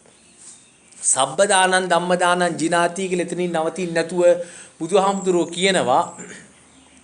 කියනවා මේ පොළොව තලයේ ඉඳලා භවග්‍රේ දක්වා පොළොව තලයේ ඉඳලා මේ බුදුහාමුදුරුවෝ උපමාවක් මේ පොළොව තලයේ ඉඳලා භවග්‍රේ දක්වා බුදු පසේ බුදු මහරහතන් වහන්සේලා එක පෙළට වැඩම කරවලා භවග්‍රේ දක්වා අකරීට බඹලොව දක්වා බුදු පසේ බුදු මහරහතන් වහන්සේලා එක පෙළට වඩා හිඳුවලා උන්වහන්සේලාට කෙසෙල් බඩ වගේ සිනිදු ඒකයි උපමා උන්වහන්සේ කෙසෙල් බඩ වගේ සිනිදු කසීසලු පූජා කරත් ඊට වඩා එක බණ පදයක් දේශනා කරන එක මහත්ඵලයි මහානිසංසයි කියලා දේශනා කරනවා. එහෙනම් මේ ධර්ම දේශනාවක් පවත්වන එක ධර්ම දේශනාවකට සවන් දෙන එක ඒවා මහත්ඵල මහානිසංස දේවල් කටින පූජාවල් අහලකින්වත් යන්නේ නැති අතිශයින් උතුම් මේවා. මොකද බුදුපසේ බුදු මහරහතන් වහන්සේලා එක පෙළට වැඩම්මලා අකනීටා බඹලොව දක්වා කෙසෙල් බඩ වගේ සිනිදු කසීසල උන්වහන්සේලාට පූජා කරත් ඊට වඩා එක බණ පදයක් කියන එක පදයක් අහන එක මහත්ඵල මහානිසංසයි කියලා කිව්වනම් ධර්ම දානයේ උතුම් බව මේ පින්නතුන්ට පැහැදිලි වෙන්නේ. එහෙමනම් අපි මේ සිදු කරගත්ත මේ පින්නතුන් සහ අපි සීල දෙනාම මේ සිදු කරගත්ත ධර්ම දානමේ කුසල සම්භාර ධර්මයේ අපි දැන් යම් කණ්ඩායම් ඉන්නවා අපි මේවා අනුමෝදන් කළ යුතු. මොකද යාලා බලාපොරොත්තුෙන් ඉන්නවා අපි මේ පින් අනුමෝදන් කරાવી කියලා. නිසාද පොයේ දවසේ අෂ්ටාංග සීලය සමාදන් වෙලා ඒ සීලියත් අපි හිතනවා වැඩි පිරිසක් රැක්කා කියලා. සිල්පද 8ම රැක්කා. ඒ වගේම අපි ඊ타ත්ම උතුම් ධර්ම දානමේ කුසල සම්භාර ධර්මයක් තමයි එක්රැස් කරේ. මේ සීල කුසල සම්භාර ධර්මය අපි පළමු කොටම අපේ මේ උතුම් බුද්ධ ශාසනය ආරක්ෂා කරන්නා වූ කතරගම දිව්‍ය රාජෝත්තමයන් වහන්සේට ඒ වගේම සුමන සමන් විෂ්ණු දෙවි දේවතාවුන් වහන්සේලාට ඒ වගේම මතු බුදු වන මෛත්‍රී බෝසතාණන් වහන්සේ ඇතුළු පින් ගන්න කැමැත්තෙන් ඉන්න සියලුම සම්මිය දෘෂ්ටික දෙවි දේවතාවුන් වහන්සේලාට පරිවාර දෙවි දේවතාවුන් වහන්සේලාට අනුමෝදන් වේවා. මේ සීල කුසල සම්භාර ධර්මයේ අනුමෝදන් වීමෙන් මේ සීල දෙවි දේවතාවුන් වහන්සේලාගේ දිව්‍ය සම්පත් වැඩි දියුණු වේවා, දිව්‍ය ආයුෂය වැඩි දියුණු වේවා. අවසානයේදී උන්වහන්සේලා පතන්නා වූ බෝධියකින් මේ භයංකර සංසාර කතරින් ඈතර වීම පිණිස මේ සියලුම කුසල සම්භාර ධර්මියෝ සියලු දෙවි දේවතාවුන් වහන්සේලාට පාරමිතා පූර්ණයක් වේවා. ඒ වගේම උන්වහන්සේලා සතුටටපත් වෙලා මේ උතුම් වූ ගෞතම බුද්ධ ශාසනය චිරාත් කාලයක් ආරක්ෂා කර දෙනසේක්වා. ඔබ අප සීල දෙනාම ආරක්ෂා කර දෙනසේක්වා කියලා සාදුකාරයක් පවතුන.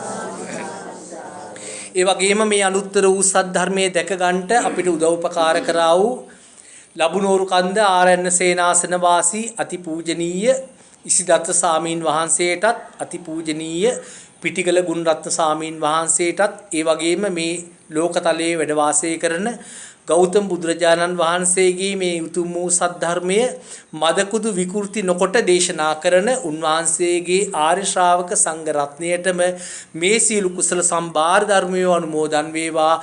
උන්වහන්සේලාට චිරජීවනයේ ලැබේවා, නිදුක් නිරෝගී සුවය ලැබේවා, මාර කර්ම සතුරු බලවේග දූරීභූත වේවා, හාත්පස රැකවරණේ සැලසේවා, උන්වහන්සේලාගේ සීල ප්‍රාර්ථනාවන් ඉෂ්ට සිද්ධ වේවා කියලා සාදුකාරයක් පවත්වනවා. ඒ වගේම අප නමින් මිය පරලොවයන්ට ඉදුණා වූ අපගේ ආදරණීය මෑණියන් ඥානවතී සේනානායක මහත්මිය, වගේම ආදරණීය පියාණන් එඩිසන් ද සිල්වා හෙට්ටිආරච්චි මහත්මයා, ඒ වගේම අපගේ ආදරණීය මාමණ්ඩි අසපාල දසනායක මහත්මයා, ඒ වගේම ඔබ නමින් මිය පරලොවයන්ට යෙදිලා තියෙන ඔබගේ ආදරණීය අම්මා තාත්තා ආච්චි සීයා දුව පුතා ස්වාමියා බිරිඳ ඒ වගේම සහෝදර සහෝදරියන් හිතවතුන් නැත්තම් ඒ සීලු දෙනා සිහිපත් කරගන්න. ඒ සීලු දෙනාටම මේ සීල කුසල සම්භාර ධර්මයේ අනුමෝදන් වේවා. සීලු දෙනාගේ භවගාමී ජීවිතේ යහපත් වේවා. කායික මානසික චිත්ත දුක්ඛයක් ඇති නොවේවා. ඊ타මත් ඉක්මනින් සීලු දෙනාටම මේ භයංකර සංසාර කතරින් ඔබ අප ප්‍රාර්ථනා කරන ආකාරයටම ඊතර වෙන්න මේ උතුම් වූ මාර්ගඵල නිවන් ලබා ගැනීමට මේ උතුම් වූ කුසල සම්භාර ධර්මයේ අපි විසින් අනුමෝදන් වේවා කියලා මල්ගේ ඥාතීන්ට සාදුකාරයක් දීලා පින් දෙන්න. ඒ වගේම මේ ස්ථානයේ අපිට ලබා දීලා මේ උතුම් වූ සම්බුද්ධ දේශනාවන් පවත්වන්න උදව්පකාර කරපු GAG ගුණසිංහ මහත්මිය, ඒ වගේම චමත්කා ලක්ෂානි, ඒ වගේම කාංචනා මදුෂානි, සෞරි සෝරියන්ටත්, ඒ වගේම මේ ආයතනයේ විශේෂයෙන්ම මේ පර්ලි බංච් පෙර පාසල දිනෙන් දිනම දියුණුවටපත් වේවා. ඒ වගේම මේ අපි පුණ්‍යානුමෝදනා කරපු මේ තිදෙනාටම නිදුක් නිරෝගී සුවය ලැබේවා, හාත්පස රැකවරණේ ලැබේවා, කල්ණේවා මේ සීල දෙනාටම මේ උතුම් වූ ආර්ය සත්‍ය අවබෝධය ලැබේවා කියලා සාදුකාරයක් පවත්වනවා. ඒ වගේම මේ සියලුම දෙනාට මේ භයංකර සංසාර කතරින් ඈතර වීම පිණිස මේ අනුත්තර වූ සද්ධර්මය අප්‍රමාදීව දැක ගන්නට ලැබේවා. මාර කර්ම සතුරු බලවේග දූරීභූත වේවා. නිදුක් නිරෝගී චිරජීවනයේ ලැබේවා. හාත්පස රැකවරණේ ලැබේවා. කල්ණේවාම අනුත්තර වූ ධම්මස පහල කර ගන්නට මේ සීල දෙනාටම හැකියාව ලැබේවා කියලා සාදුකාරයක් පවත්වන්න සීල දෙනාම වැදගන්නේ. සබ්බේ බුද්ධා බලප්පත්තා පංචේ කානංචයං බලං අරහං තානංච තේජේන රක්ඛං බණ්ඩාමි සම්බසෝ